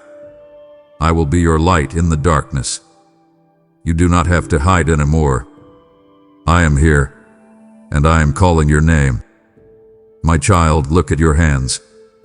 Do you see how tightly you are gripping the steering wheel of your life? I see the white of your knuckles and the strain in your shoulders. You are exhausted. You are carrying the weight of a world I never asked you to shoulder. You wake up in the middle of the night, your mind racing through a checklist of worries, bills that need paying, children who need guidance, a career that feels like an uphill climb. You tell yourself, if I just work harder, if I just plan better, if I just stay strong, I can make it through. But I am here to tell you that your strength was never meant to be enough. I did not create you to be a self-sustaining machine. I created you to be a branch connected to the vine. When you try to live independently of me, you are like a lamp trying to shine while unplugged from the wall. You might flicker for a moment on your own willpower, but eventually, the darkness will close in. I want you to understand the deception of self-reliance. The world tells you that being self-made is a badge of honor, but in my kingdom, the highest honor is being God-made. You have been lied to, my child. You have been told that needing help is a sign of weakness, but I tell you that acknowledging your need for me is the greatest strength you will ever possess. Why do you think I allow your resources to run dry? Why do you think I let the bottom of the barrel appear? It isn't because I am cruel. It is because I am trying to save you from the prison of your own ego. I allow the I can to fail so that you will finally look up and say, he can. I want to trade your limited, human effort for my limitless, divine power. Stop trying to outrun the fatigue. Stop trying to mask the burnout with more caffeine and more distractions. Listen to my command. Drop the heavy bags you are carrying. Lay them down at my feet right now. Do not pick them back up the moment you finish this conversation. I am a God who only helps those who help themselves. I am the God who helps those who are helpless. I want you to find rest the very moment you stop running. You have been running for so long that you've forgotten what it feels like to stand still. Breathe. Just breathe. Feel the tension leaving your neck as you realize that the universe is not resting on your back. It is resting in my hands. When you surrender your independence, you aren't losing control. You are finally putting control into the hands of the one who actually knows what to do with it. Your I can't is the perfect invitation for my I will. Trust me with the outcomes. Trust me with the mess. I am a father who loves to provide, and I am waiting for you to simply be my child again. My precious one, I see you looking at the clock. I see you marking the calendar and wondering why the breakthrough hasn't arrived yet. You feel like life is passing you by, like the windows of opportunity are slamming shut while you are still standing in the hallway. You cry out to me, Lord, when will it be my turn? I hear your frustration, and I see the tears you hide when you see others stepping into their seasons of joy while you remain in the winter. But I need you to understand that my now often looks very different from your soon. I am the architect of time. I see the beginning from the end, and I am weaving a tapestry that is far larger than the single thread you are holding. If I gave you what you wanted the moment you asked for it, you wouldn't have the character to keep it. Trust the hand that holds the seasons of your life. Just as the earth must wait for the rain, and the seed must wait in the dark soil, your soul must undergo the necessary preparation of the wait. There is a deep, holy purpose found in the waiting rooms of faith. It is in the waiting that I strip away the things that would hinder you. It is in the waiting that I strengthen your spiritual muscles. I am preparing the ground of your heart before I plant the seed of your destiny. If the ground is too hard, the seed will wither. If the soil isn't deep enough, the roots won't hold when the storms come. I am not being slow, I am being thorough. I am protecting you from a success that would destroy you. I command you to release the anxiety of missed opportunities. There is no such thing as a missed opportunity in my kingdom when your life is surrendered to me. I can resurrect dead dreams, and I can open doors that no man can shut. You are not behind schedule. You are exactly where you need to be for the work I am doing inside of you. I am never early, and I am never late. I arrived at the tomb of Lazarus 4 days late by human standards, but I was perfectly on time for a miracle. I will be perfectly on time for you too. Stop comparing your timeline to the people around you. Their journey is not your journey. I have a custom-made plan for your life that requires a specific rhythm. Quiet your heart. Stop the frantic pacing. I am holding the sun and the moon in place. Surely, I can handle the timing of your breakthrough. Rest in the certainty that I am moving behind the scenes, aligning every detail for your good and my glory. Your season of harvest is coming, and when it arrives, it will be more beautiful than anything you could have rushed into existence on your own.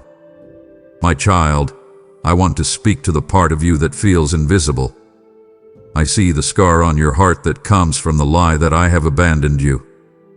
There are nights when the silence of the room feels like the silence of heaven, and you wonder if your prayers are just bouncing off the ceiling. You have looked at the wreckage of your life or the pain of your past and asked, where was God? I am here to mend the heart that felt forgotten. I was there. I was there in the hospital room. I was there in the middle of the betrayal. I was there when you felt like you were drowning in loneliness. I saw every tear, and I recorded every sigh. Just because you could not feel my hand does not mean I had let go of yours. There is a profound difference between my silence and my absence. Sometimes, a teacher is silent during the test, but they are still in the room. I have been in the room with you the entire time. I am pouring the oil of my spirit over those old scars right now. I am washing away the grit of rejection and the salt of disappointment. I want to restore the joy of being seen by your Creator. You are not a number in a crowd. You are not an afterthought. I know the number of hairs on your head, and I know the unspoken fears that keep you awake. You are the apple of my eye. When you were hurt, I was moved with compassion. When you were rejected, I was there to claim you as my own. Receive my healing today. I invite you to look back at your life, not through the lens of your pain, but through the lens of my grace. Do you see the small mercies you overlooked? Do you see the way I provided a way out when you thought you were trapped?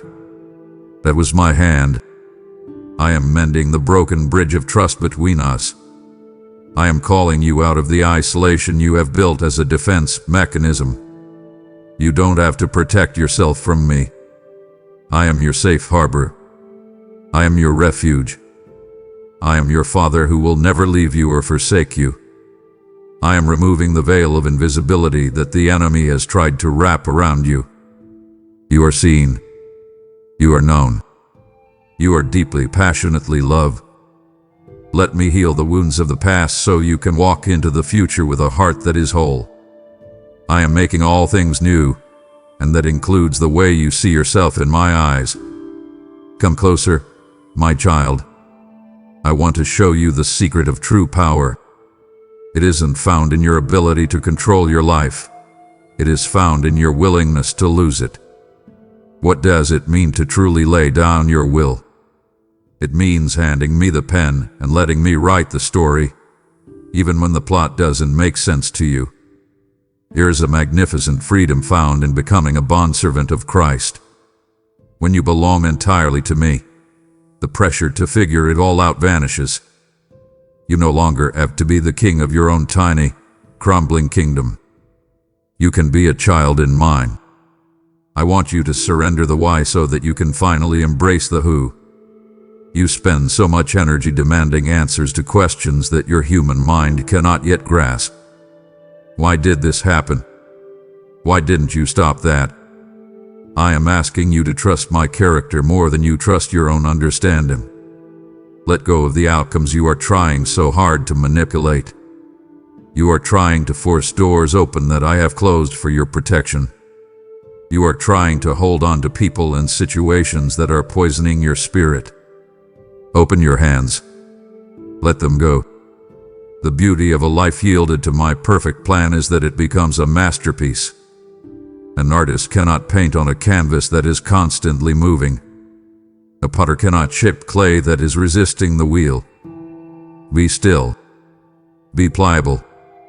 I am telling you that the end of yourself is the beginning of my power. When you reach the point where you say, Lord, I can't do this anymore, I say, finally. Now watch what I can do. I command you to surrender your reputation, your future, and your fears into my custody. This is not a loss. It is a massive gain. It is the exchange of your weakness for my strength. It is the peace of knowing that the God who created the galaxies is personally managing your schedule. When you surrender, you stop fighting against me and start flowing with me. You will find that the path becomes smoother, not because the challenges disappear, but because you are no longer trying to overcome them in your own strength. Walk in the freedom of the surrendered life. It is the only way to live without the crushing weight of what if. I am your shepherd, and I know the way. All I ask is that you follow. Give me your yes today, without any conditions or fine print. Give me everything, and I will give you more than you could ever imagine. My child, do not turn away now, for my heart is open, and the deepest secrets of my love for you are only just beginning to pour forth. It would grieve my spirit to see you walk away when we are standing on the very threshold of your transformation. I have so much more to reveal to you about the desert you are walking through and the intimacy I crave with you. To stop now would be to leave our conversation unfinished, and my heart yearns to see you fully restored. Stay with me a little longer. Do not let the world steal this sacred moment from us. My child, do you feel that dry, parched sensation in your soul? You are experiencing spiritual dehydration. You have been running through the heat of this busy, demanding life, and you have forgotten to drink. You are trying to satisfy your thirst at worldly wells, through social media validation, through the temporary high of a purchase, through the approval of people who are just as thirsty as you are. But these wells always leave you dry. They are broken cisterns that cannot hold water. You drink, and 5 minutes later, you are thirsty again. You feel a restlessness that no amount of entertainment can quiet. You feel a hollow ache that no amount of food or success can fill. This is my gift to you. This thirst is a signal that you were made for something more. I am inviting you right now to drink from the living water. I am the only fountain that never runs dry. I am the only stream that can truly satisfy the deep cravings of your heart. Why do you think I have allowed you to walk through this wilderness season? It isn't to punish you, it is to get your undivided attention. In the lush valleys, it is easy to forget me. But in the desert, you realize that I am your only hope. I use the dry places to strip away the distractions. I use the heat to burn off the superficial. In the middle of your drought, I am making a way. I am promising you right now, I will bring streams into your wasteland. I will cause flowers to bloom in the places where you thought only sand could exist. I command you to stop digging in the dirt for water that isn't there. Turn to me. Spend time in my presence without an agenda. Just sit and let my spirit refresh you. I am the rain for your dry ground. I am the cool breeze for your fevered brow. When you drink of me, you will find a peace that makes no sense to the world around you. You will find a resilience that allows you to keep going when everyone else is fainting. The world is a desert, but you carry a spring within you because I live there. You not neglect the well. You not let the dust of the world clog your connection to me. Come to the water today. It is free. It is abundant. He is exactly what you need to survive and thrive. I am here, and the water is rising. Drink deep, my beloved child, and let your soul live again. My beloved, I want you to move beyond the shallow waters of ritual and step into the deep ocean of a real relationship with me. I see you going through the motions. I see you reciting prayers that your heart isn't even attending to, or showing up at religious gatherings because you feel a sense of duty. But I am not looking for your performance. I am not impressed by your religious resume or how well you can follow a set of rules.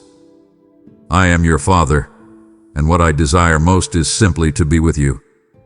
I want you to sit at my feet, much like Mary did in a world that was just as busy and demanding as yours. Martha was distracted by much serving. She was worried about the chores, the expectations of others, and the pressure of being a good host. But Mary chose the one thing that was needed. I am calling you into the secret place, the hidden room of your soul where deep calls unto deep. Do you hear that internal pull? That is my spirit beckoning you to come away for a while. You spend so much time talking about me or doing things for me, but when was the last time you truly sat with me? I want to remove the heavy, dusty veils of religion that have made me feel distant, cold, or unreachable. I am not a statue in a cathedral. I am the breath in your lungs. I am not a distant judge in the clouds. I am the friend who sticks closer than a brother. I want you to see my face, not through the lens of a textbook, but through the experience of my presence. I want to cultivate a heart in you that beats in perfect sync with mine. When I grieve over the brokenness of the world, I want you to feel that pulse. When I rejoice over a soul coming home, I want your heart to skip a beat with joy. I command you to carve out space for me today. I am not asking for the leftovers of your time when you are too tired to think. I'm asking for your primary attention. Turn off the noise. Close the door. Sit in the silence and wait for me. You might feel awkward at first, wondering what to say, but I want you to know that silence is a language of intimacy too. Two people who truly love each other can sit in a room for hours without saying a word and still feel completely connected. That is what I want with you. I want to whisper the secrets of my heart into yours. I want to show you things you have never seen and tell you truths that will set you free from the inside out. I want our relationship to be the foundation of everything you do, not just a side note in your busy schedule. Come to me not because you have to, but because you cannot imagine living a single moment without me. I am here, waiting in the quiet. Step into the secret place and let me love you. My child, your world has become a roar of competing voices, and I see how it is fracturing your peace. Everywhere you turn, someone is shouting for your attention. The news tells you to be afraid. The culture tells you that you aren't enough, that you need to buy more, do more, and be more just to be seen. The enemy of your soul uses this static to drown out my whisper.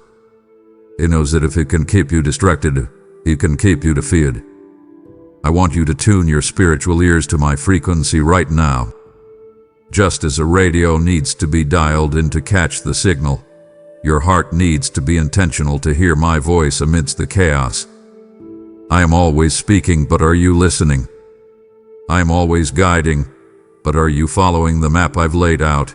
Or are you following the GPS of the world?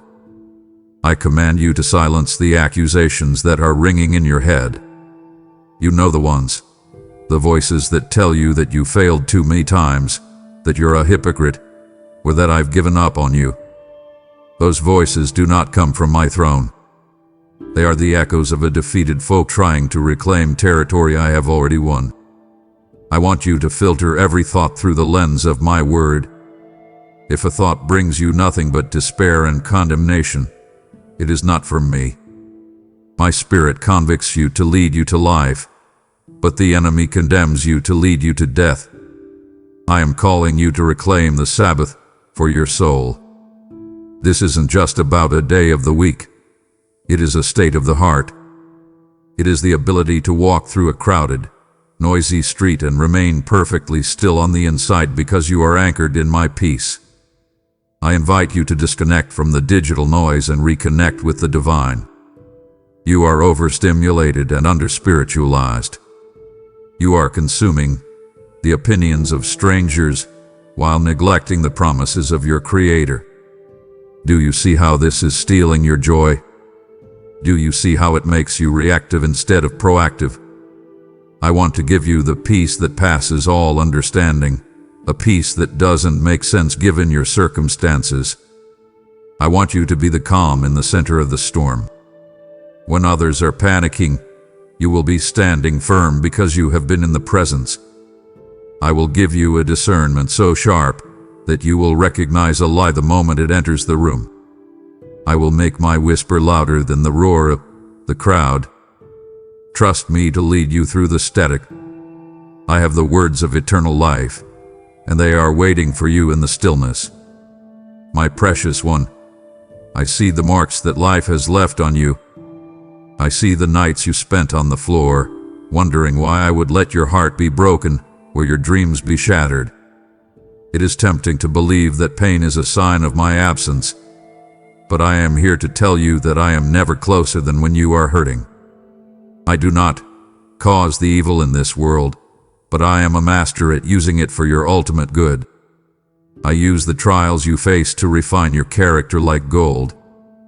Gold doesn't become pure until it passes through the fire.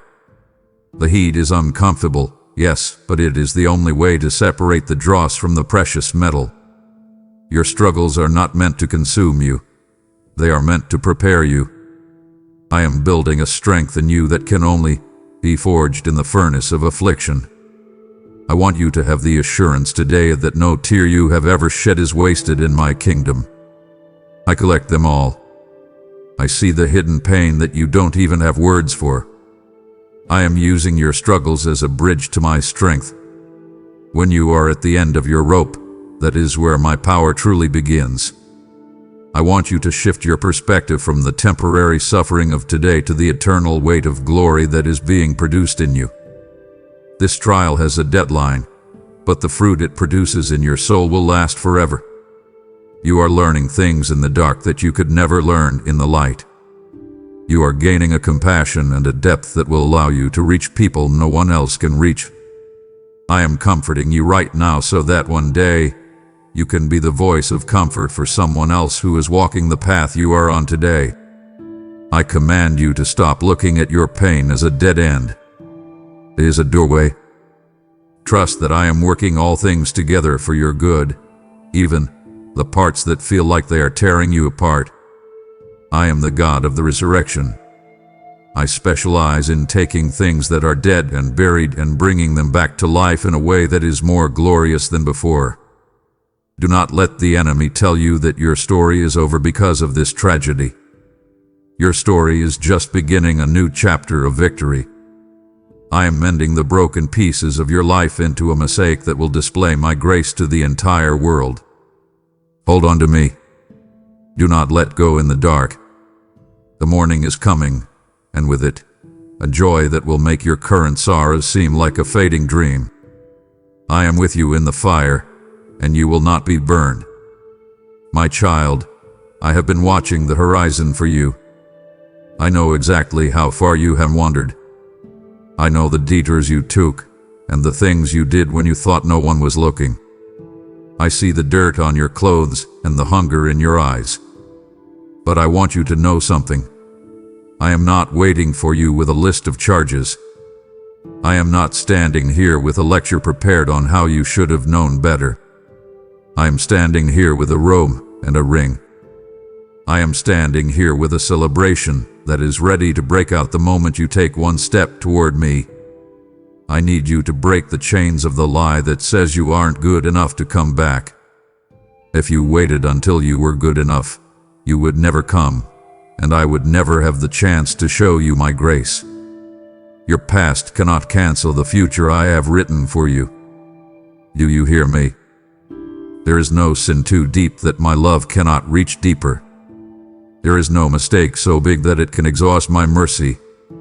The robe of righteousness I have for you has been kept clean and waiting, despite the mud you've been walking in.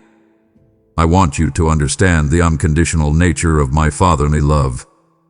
A human father might turn his back, but I am the Father who runs. When I see you coming, even while you are still a long way off, I run to meet you.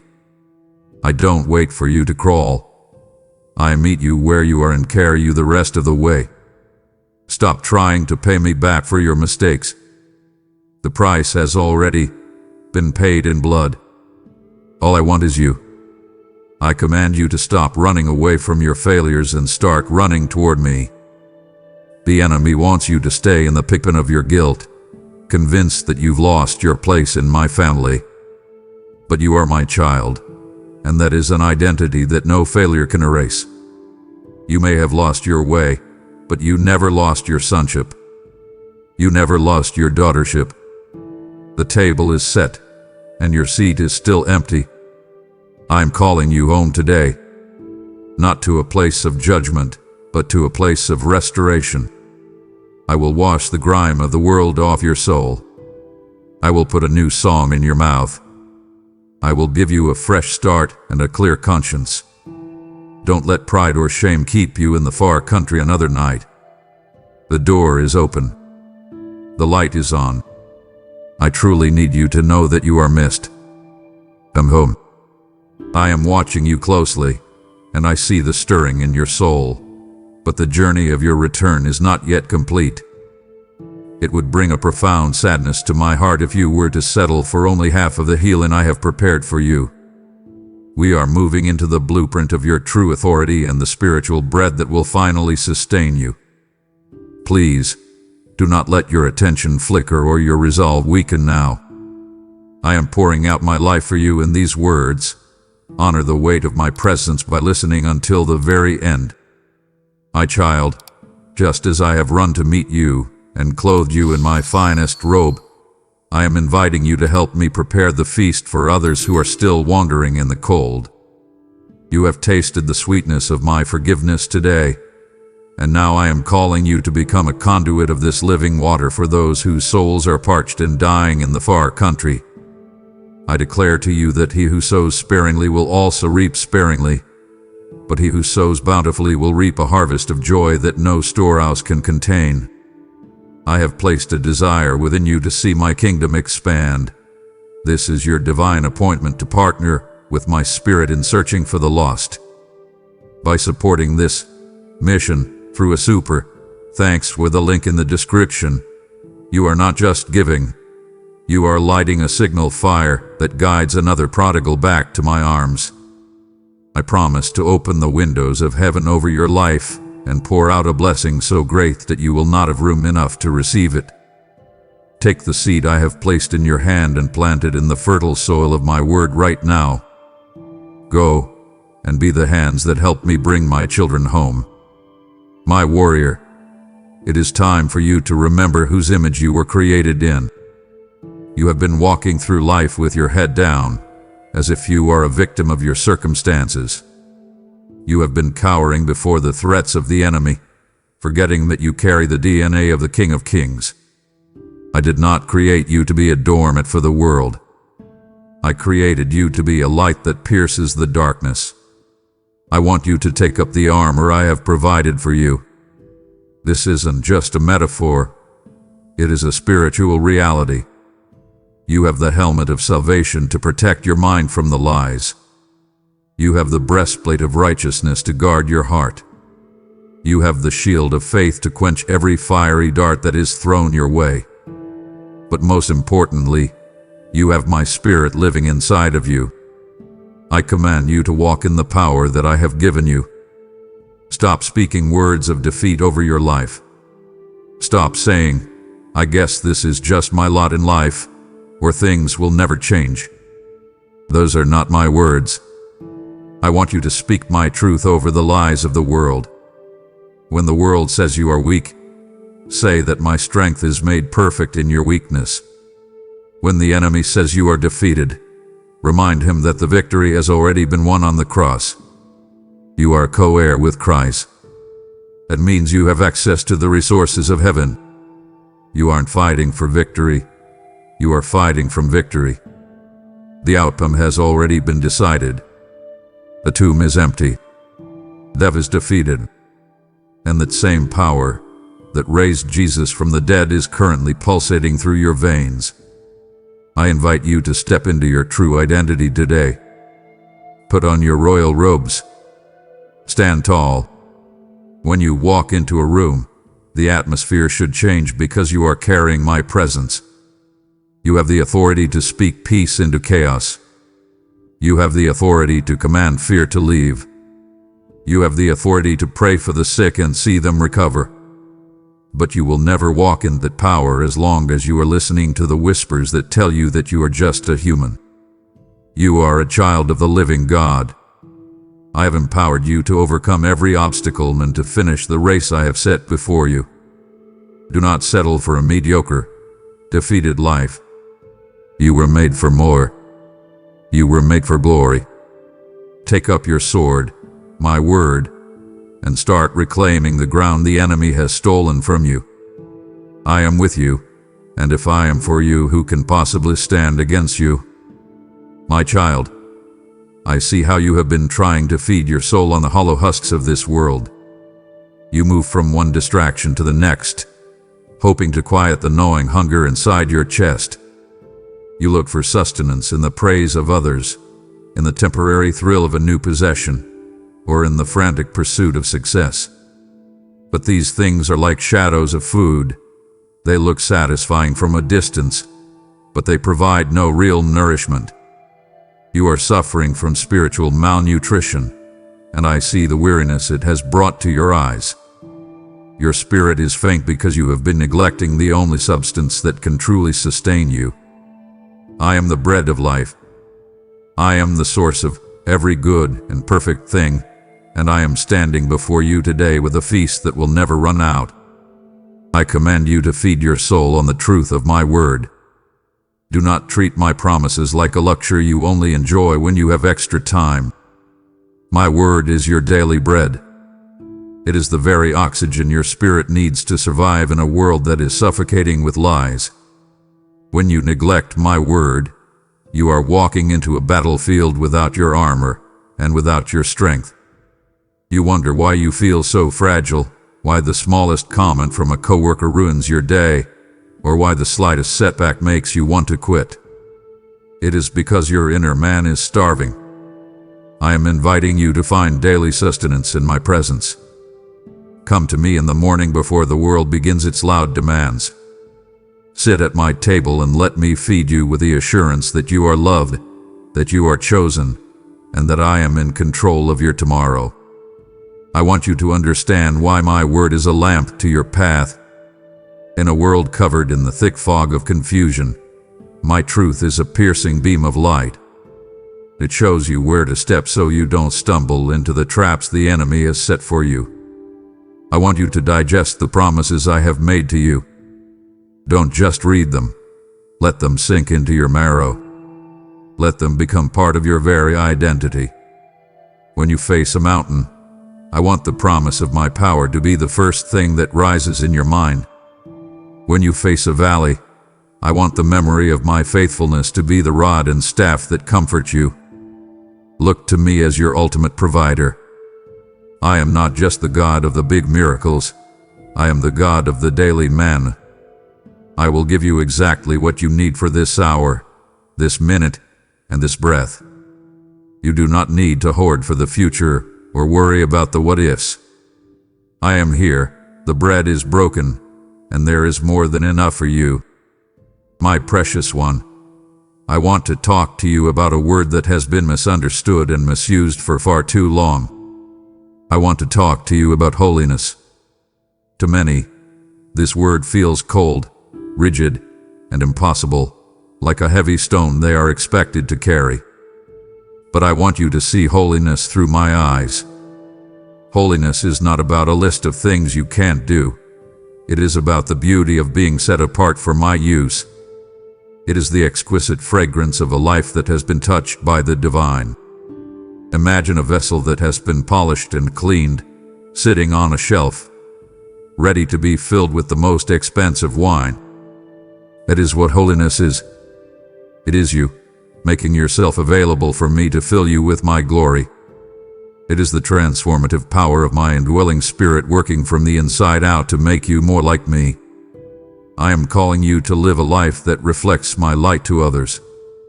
You live in a compromised generation, a world that has lost its way and forgotten what it means to be pure. The world calls good what I call evil, and it celebrates the very things that lead to destruction. But I have called you to be different.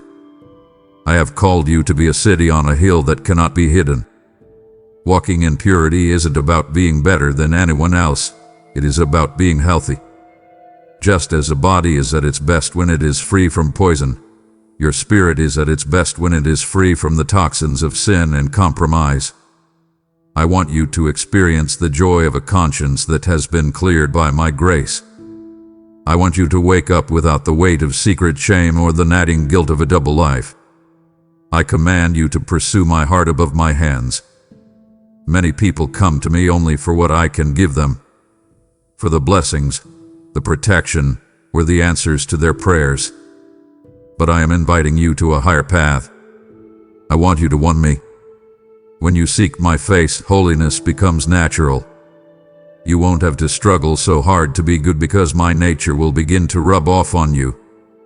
The more time you spend in the sun, the more you begin to glow.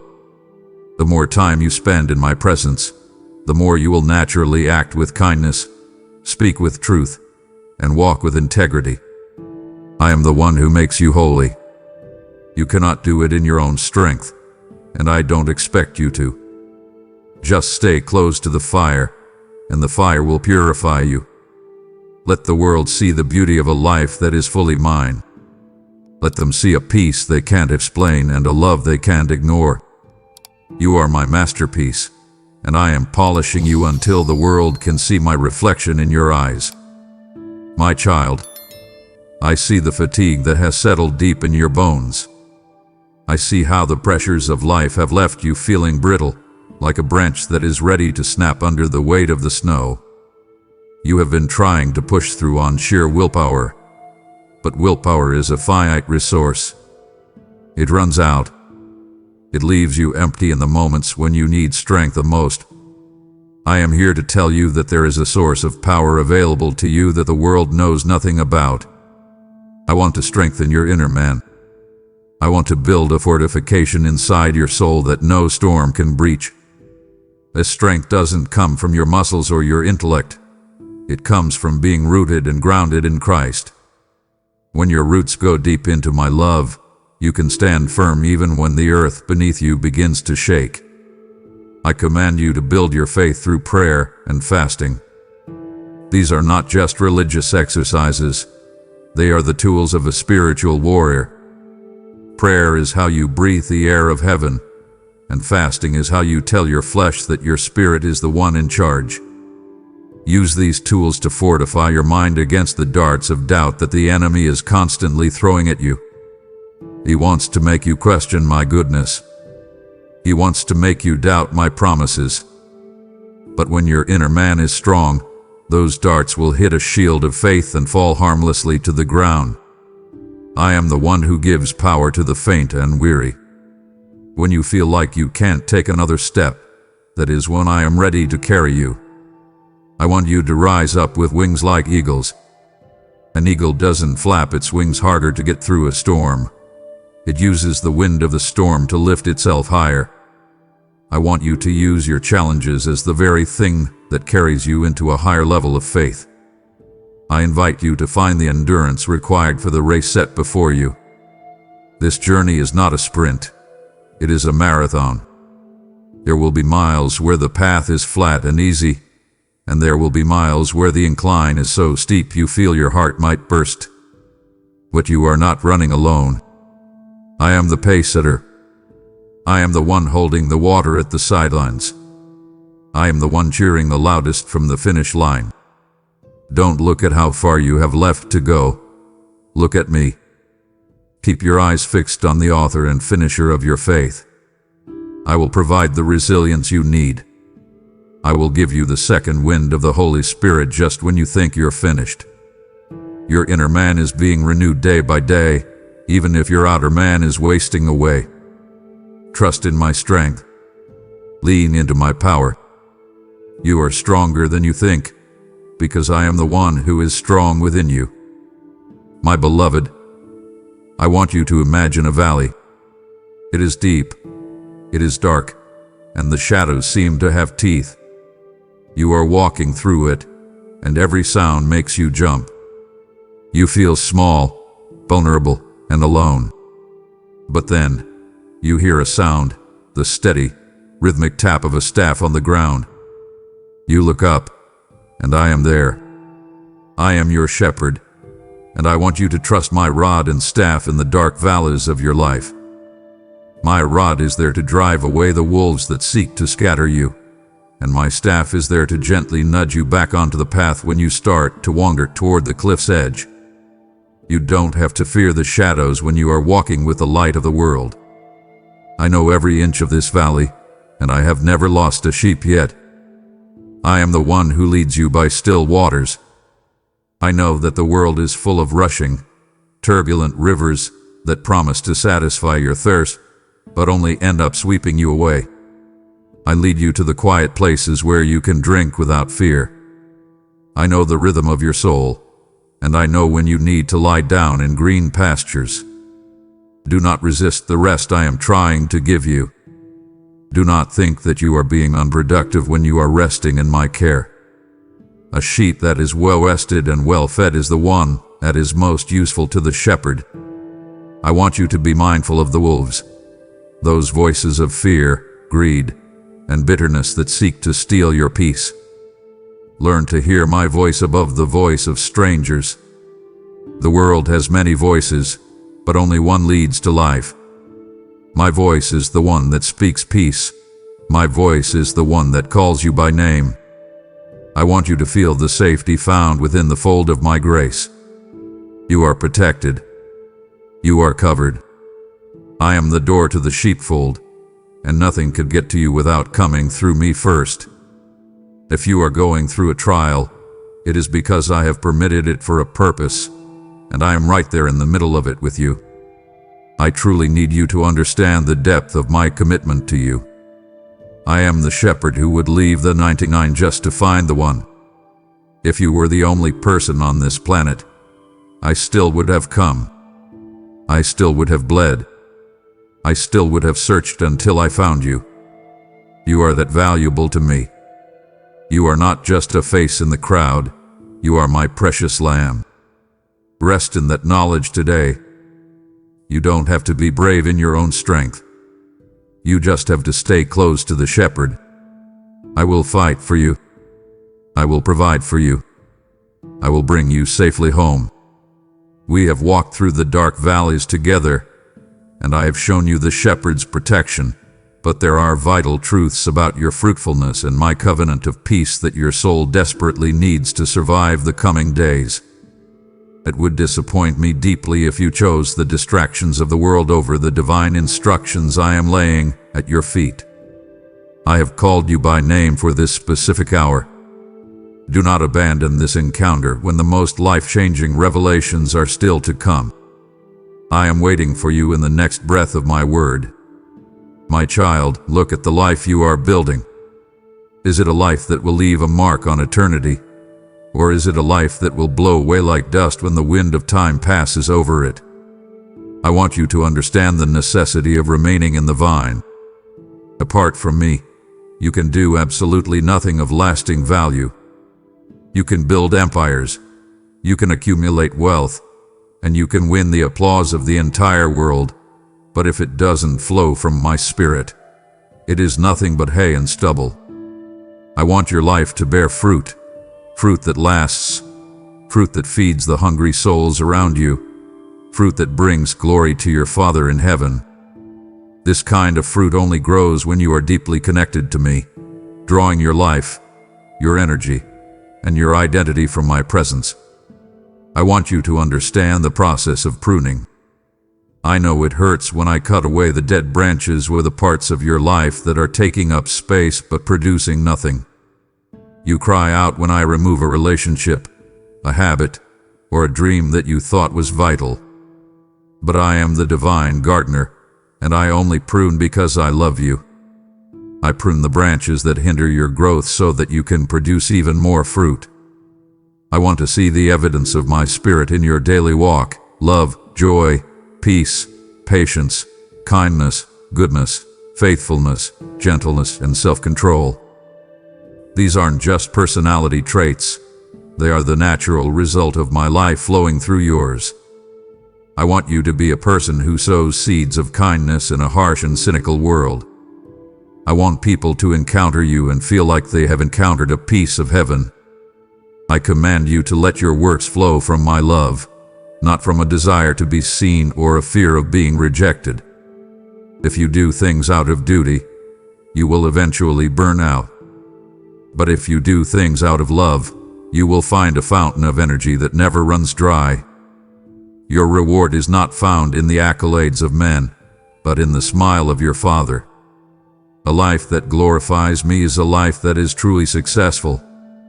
Stop measuring your progress by the world's standards. Start measuring it by the depth of your love and the height of your surrender. I am calling you to a life of significance, not just success. I am calling you to leave a legacy of light in a dark world. Stay in the vine. Let my life nourish you. Let my spirit shape you. And watch as I produce a harvest in your life that will cause the angels to rejoice. My child, I want you to close your eyes for a moment and listen to the rhythm of your own breathing. In a world that is constantly screaming for your attention, I am offering you a gift that no money can buy and no person can take away. I am offering you my covenant of peace. This is not the fragile, temporary peace that the world talks about, the kind that only exists when everything is going your way and your bank account is full. No, I am giving you the peace that stands guard over your heart when the storm is at its peak. I am giving you an anchor for your soul that is hooked into my unchanging nature. I promise you right now, with the authority of the one who created the stars, that I will never leave you. I will never forsake you. Even if the mountains depart and the hills are removed, my kindness will not depart from you, and my covenant of peace will not be shaken. I command you to stop fearing the future. You spend so much of your precious energy trying to solve problems that haven't even happened yet. You play out what-if scenarios in your mind like a broken record, imagining the worst-case outcomes.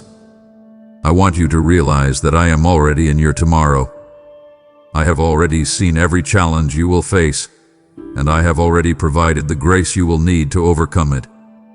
Why do you worry about the bridge before you reach the river? I am the architect of your days, and I have built them on the foundation of my love. I want you to find the stillness that I bring to the storms of your life. When the wind howls and the waves crash against your boat, remember that I am the one who sleeps in the stern. I am not panicked by the weather because I command the weather. I invite you to rest in the finished work of the cross. Every debt has been paid. Every enemy hath been disarmed. Every obstacle between you and my heart hath been removed. I want you to experience the security of the blood of the Lamb. It is your eternal protection. When you are covered by my grace, you are hidden in the hollow of my hand. Nothing can reach you there unless it passes through my permission, and if I permit it, it is only because I am using it to bring you closer to me. Stop living like an orphan who has to fight for every scrap of peace. You are a child of the King. You live under a treaty of mercy. I have declared an end to the war between us, and I have replaced the hostility of your sin with the harmony of my spirit. Walk through your day with your head held high, not because you are perfect, but because you are mine. Let my peace be the umpire of your heart. If a thought or a decision steals that peace, let it go. It is not from me. I am the Prince of Peace, and I am ruling in your heart today. Trust me to keep you steady. Trust me to keep you whole. Your life is not a series of accidents. It is a journey of peace. My beloved, I am sounding a trumpet in your spirit today. It is time to wake up. I see the lethargy that has settled over your soul, a spiritual sleepiness that comes from the heavy, drug air of the world. You have become comfortable in the shadows.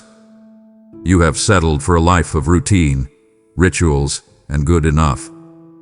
But I did not call you to be good enough. I called you to be alive. I am shaking you right now because I love you too much to let you sleep through the most important hour of your life. I am calling you to spiritual alertness and sobriety. The world wants to lull you into a trance where you only care about what you eat, what you wear, and how you feel. But I am calling you to look up and see the eternal reality that is unfolding all around you. I command you to shake off the heaviness of the world, the distractions, the entertainment, the endless pursuit of comfort. These are the weights that are making your eyelids heavy. I want to ignite the fire of your first love once again. Do you remember when you first knew me? Do you remember the heat in your heart when you realized that I had forgiven you? I want that passion back. I don't want a cold, intellectual agreement from you. I want a burning, blazing heart. I want you to realize the urgency of the hour. My redemptive plan is moving toward its climax, and I have chosen you to be a part of it. You are not a spectator in this world. You are a light bearer. I want you to live every day with an eternal perspective. Ask yourself, does this matter for the kingdom? Does this reflect the heart of my Father? When you live with eternity in view, the petty dramas of the world lose their power over you. I invite you to be a light that refuses to be hidden. Stop trying to blend in with the darkness. Stop trying to make your faith manageable so it doesn't offend anyone. I am calling you to be a bold witness of my power. I want you to speak life into the dead places of your family and your workplace. I want you to be so awake to my presence that you see me in every person you meet and hear me in every bird that sings. This is the life you were made for. This is the excitement of walking with the living God. Don't waste another year in a spiritual fog. Wake up, my child.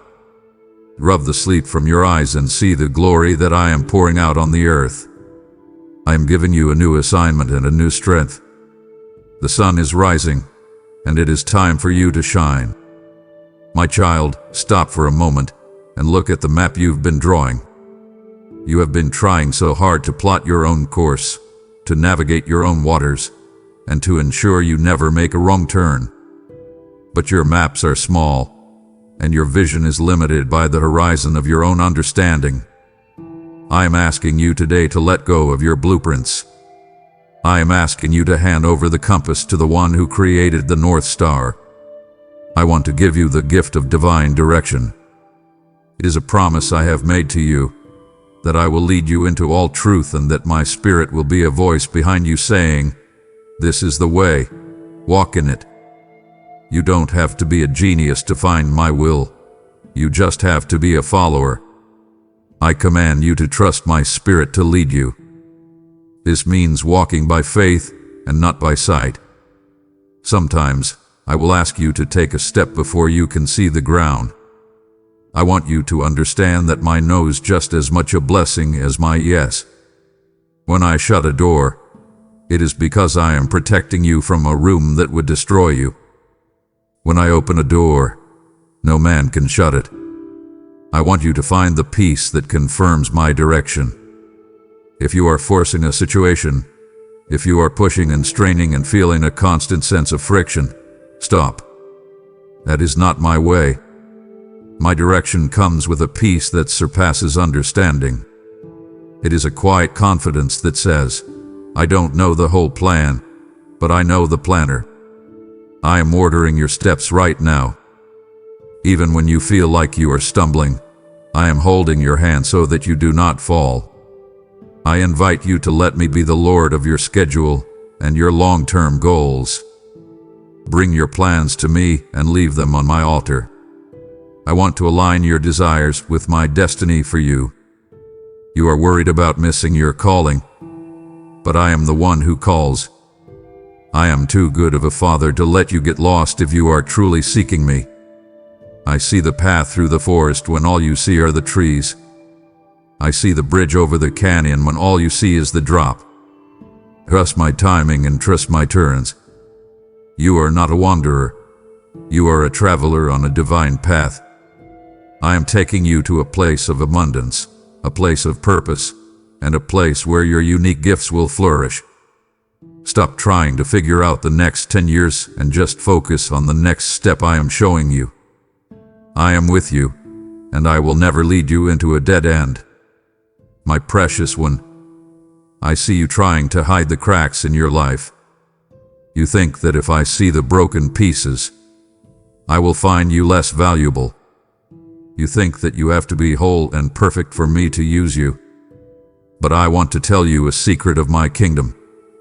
I am nearest to the brokenhearted. I am attracted to the contrite and the humble spirit. In my eyes, your brokenness is not a disqualification. It is a destination. I don't look for the people who have it all together. I look for the people who know they need me. I am the potter, and the only way I can reshape a vessel is if it is first broken down. I want you to see your scars not as marks of shame, but as windows for my light to shine through. I command you to offer me the sacrifice of a humble spirit. Stop trying to prove how strong you are. Stop trying to maintain the image of the perfect Christian or the successful person. When you reach the end of yourself, when you admit that you are weak and that you don't have the answers, that is when my power can finally flow. Humility always precedes my exaltation. I want to put the pieces of your life back together, but I am not going to put them back the way they were. I am going to make them better. I am going to create something more beautiful, more resilient, and more radiant than the original. The world prizes things that are flawless and untouched, but I prize the things that have been broken and mended by my grace. I invite you to find your strength in the omission of your weakness. When you are honest about your struggles, the enemy loses his leverage over you. He can no longer use your secrets to keep you in a cage of shame. I am the God who mends. I am the God who heals. I want you to realize that my light is most visible through the cracks in the clay. People aren't drawn to me through your perfections. They are drawn to me through the way I carry you in your brokenness. Let me handle the repairs. Stop trying to glue your life back together with your own effort. Let my spirit be the bond that holds you. I am creating a masterpiece out of your mess. Trust me with the jagged edges. Trust me with the missing pieces. I am here, and I am making all things new, starting with you. You have seen how I prize your brokenness, but now I must show you how to weaponize your gratitude and stand firm in the armor of light. To leave now would be to step back into the battlefield of your life without the very tools I am handing you for your victory. It pains me to think of you stumbling in the dark simply because you grew weary of my voice. Stay vigilant, my warrior. The climax of my promise is within your reach. Do not grieve me by choosing the mundane over the miraculous in these final, urgent moments of our time together. My precious one, I have shown you how I use the cracks in your life to let my glory shine. And now I am calling you to let the light pierce the darkness of a world that is shattered and hopeless. Your brokenness has become a bridge of strength, and through your support, we can extend that bridge to reach those who feel completely invisible to heaven. I am the God who provides the seed to the sower and bread for food, and I am inviting you to use your resources to ensure my word never stops flowing like a river into the desert. When you give through a membership or a gift of love today, you are pouring the oil of my spirit into the wounds of the forgotten, proving that I am a God who restores and redeems. I will rebuke the devourer for your sake and ensure that your cruse of oil never runs dry and your bin of flour is never empty. Do not let this moment of conviction pass. It is a sacred opportunity to turn your resources into eternal fruit. I command you to act in faith now, knowing that what you surrender to me, I will multiply beyond your wildest imagination. My warrior, look at the world around you. Do you see that you are not just living in a physical world, but a spiritual one? There is a battle raging for your mind, your heart, and your family. The enemy is not flesh and blood. He is a spirit of darkness who uses lies, fear, and division to try and pull you down. I want you to be discerning. I want you to see the spiritual warfare for what it is. You are not a victim of bad luck or difficult people. You are being targeted by a foe who wants to steal your joy. But I have not left you defenseless. I have given you the armor of light. I have given you everything you need to stand firm and win the day. I command you to use the sword of the Spirit effectively. My word is your weapon. When the enemy whispers a lie, don't just sit there and listen. Strike back with the truth. When he says you are a failure, use the sword. I am more than a conqueror through him who loves me. When he says you are alone, use the sword. I will never leave you nor forsake you. I want you to guard your heart with the breastplate of righteousness. This isn't your own righteousness, which is like filthy rags. It is the righteousness of Christ that covers you. It protects your emotions and your identity from the accusations of the devil. Put on the helmet of salvation to protect your thoughts. Don't let the what-ifs and the maybes enter your mind. Stand firm when the day of evil comes. You don't have to retreat, you just have to stand. I invite you to pray in the Spirit at all times. Prayer is the communication system of the battlefield. It keeps you connected to headquarters. It keeps you fueled with my strength. I want you to be alert and sober-minded. Don't let the world's distractions dull your senses. You are a soldier of the cross, and your life has a high purpose. When you put on my armor, you are clothed in my very presence. You become a beacon of light that the darkness cannot overcome. The enemy trembles when he sees a child of God who knows how to use their authority. Don't be afraid of the noise he makes. A barking dog cannot bite if you stay behind the shield of faith. I have already won the victory. You are simply enforcing that victory on the earth. Walk with courage. Walk with authority. I am your commander-in-chief, and I am leading you to triumph. My child, I want to teach you a secret that will shift the very atmosphere of your home and your heart. It is the power of gratitude. I see you looking at your life and focusing on what is missing. You look at the gap between where you are and where you want to be, and that gap has become a canyon of discontent. You focus on the one person who didn't appreciate you rather than the 10 who do. You focus on the bill you can't pay rather than the roof over your head. I want to change your perspective. I want you to realize that worship is not just something you do in a building on a weekend. It is a lifestyle of recognizing my hand in the small things. When you begin to give thanks, you are not just being polite to me, you are using a weapon. Gratitude is a weapon that defeats despair. It is a light that exposes the lies of the enemy who wants you to believe that I have forgotten you. I command you to change your atmosphere through worship right now. Stop complaining about the rain and start thanking me for the growth it brings. Stop mourning the door that closed and start thanking me for the protection that closure provided. There is hidden manna in your daily life, small, miraculous provisions that you have been stepping over because you were looking for something bigger. I want you to count your blessings with the same intensity that you count your problems. When you do this, you invite my presence into your situation in a way that nothing else can. Praise is the gateway to my throne. I inhabit the praises of my people. If you want to feel me near, start naming the things I have done for you. Start with the fact that you have breath in your lungs. Thank me for the sun that rose this morning. Thank me for the grace that covered your mistakes yesterday.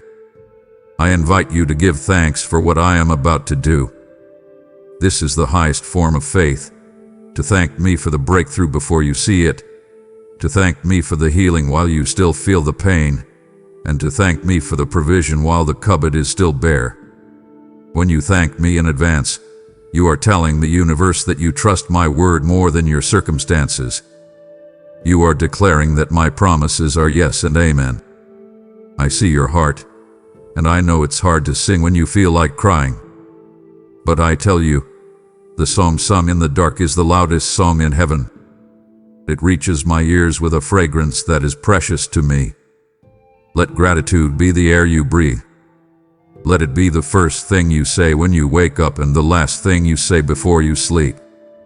As you become a person of thanksgiving, you will find that the heavy clouds of depression and anxiety begin to lift. You cannot be truly grateful and truly miserable at the same time. Choose gratitude today, and watch how it transforms your reality from the inside out. My precious one, I did not create you to be an island. I see the walls you have built around your heart, thinking that if you stay isolated, you will stay safe. You have been hurt by people, perhaps even by people who claim to represent me, and you have decided that it is better to walk this journey alone. But I am here to tell you that you cannot fulfill your destiny in isolation. I have designed the body of Christ so that every part needs the other. You are a piece of a magnificent puzzle, and without the other pieces, the picture of my glory is incomplete. I want you to understand the importance of your brothers and sisters in the faith. You need their strength when you are weak, and they need your light when they are in the dark. I command you to stop trying to carry your burdens by yourself. I have placed people in your life, where I am about to place them, who are called to help you bear the weight. There is a specific strength found in unified prayer that you cannot access on your own.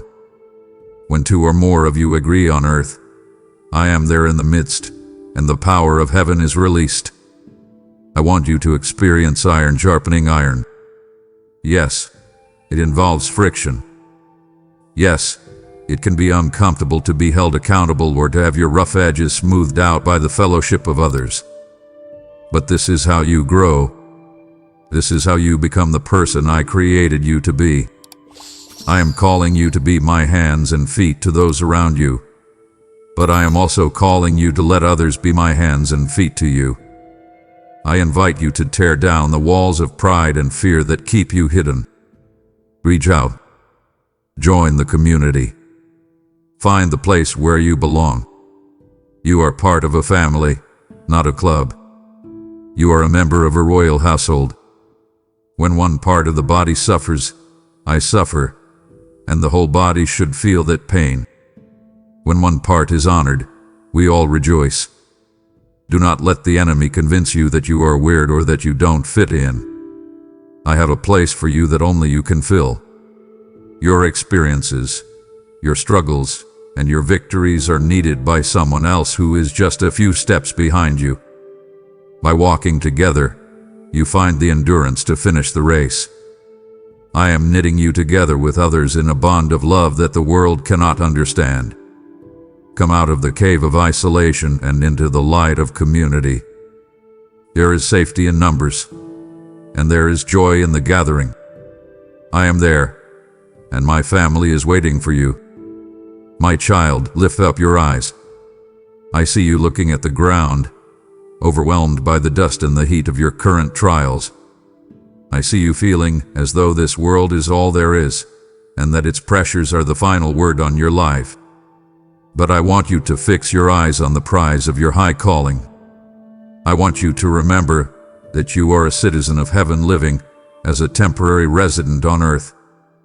This life, with all its joys and its sorrows, is but a vapor, a brief moment in the light of eternity.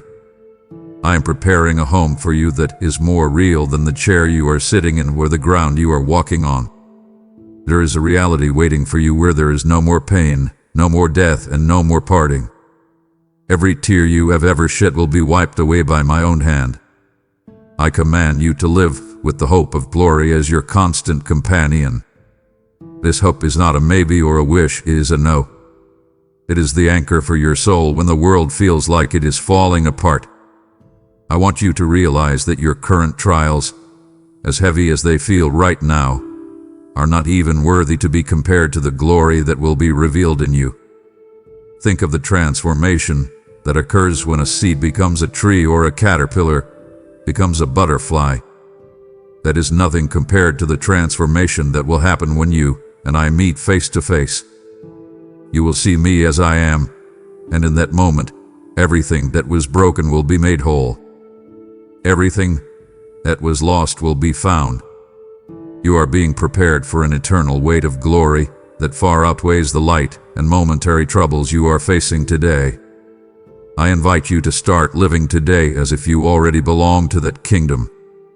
Let the values of heaven dictate your choices on earth.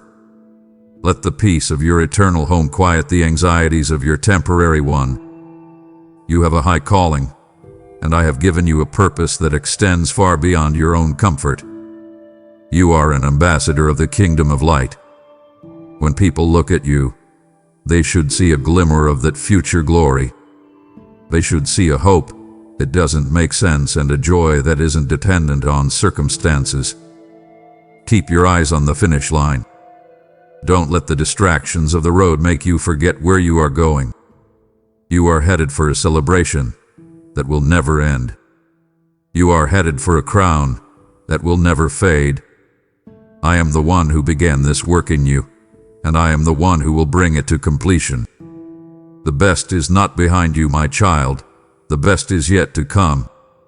My child, here we are at the end of this conversation, but I want it to be the beginning of a new life for you. I have whispered to your heart. I have named your struggles. I have offered you my peace, my power, and my presence. My arms are wide open right now, and I am looking directly into your soul with a love that has no end.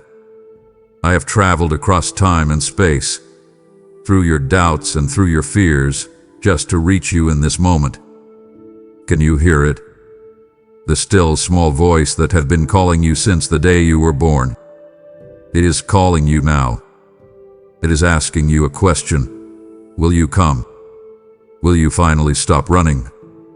Will you stop trying to save yourself and let me be your savior? I command you to commit your life fully into my hands today. Not a part of it, and not just the religious part or the part you're proud of, but all of it. Give me your mess. Give me your secrets. Give me your broken dreams and your hidden addictions. I want it all. I am not looking for a guest room in your life. I want the keys to every room in the house. When you surrender everything, you lose nothing but your chains. I want you to enter into the joy of your Lord. This is the peace of finally coming home.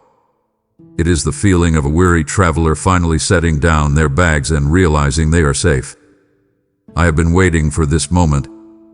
I have been longing for you to realize how much I truly need you, not because I am incomplete without you, but because my love is not finished until it is shared with you. I am here. I am right here. I am in the room with you. I am in the breath you just took. This is my final call in this conversation, but my invitation remains open forever. Come to me, all you who are weary and burdened, and I will give you rest. Take my yoke upon you and learn from me, for I am gentle and humble in heart. You don't have to be afraid anymore. You don't have to be alone. You are found. You are loved. You are mine. Step into my embrace and let the old life fall away. A new day is dawning, and we are going to walk through it together. I love you more than words can say, and I am never letting you go. Come home, my child. Come home. We have reached the pinnacle of our time together, and my heart is full as I look upon you. But the most critical step, your response, is the only thing that remains. To hear all of my heart and remain silent would be the greatest tragedy of all, for I have poured my very essence into this call. Do not let my words fall on fallow ground. Let your heart cry out to mine one last time. I am listening for your voice, waiting for the sound of your surrender to complete the joy of my heart. Respond to me now, for I am here, and I am waiting. My beloved, you stand now at the threshold of a new life, wrapped in my peace and anchored in my eternal promise. But look beyond yourself. Do you hear the cries of the millions who are still trapped in the noise, unable to hear my still, small voice calling them home? I have chosen you to be a light bearer in this final hour, and I am calling you to fuel the lamp of this ministry so that my message of hope can reach the ends of the earth. Your sacrifice is a sweet-smelling savor to my throne, a tangible declaration that you value my kingdom above the fleeting treasures of this world. I promise that as you honor me with your substance, I will cause your paths to drip with abundance and your soul to flourish like a well-watered garden. By giving through PayPal or the links below, you are sowing into a glory that will never fade, laying up treasures where moth and rust cannot destroy. I have blessed you so that you may be a blessing. Do not hold back what I have prompted you to release.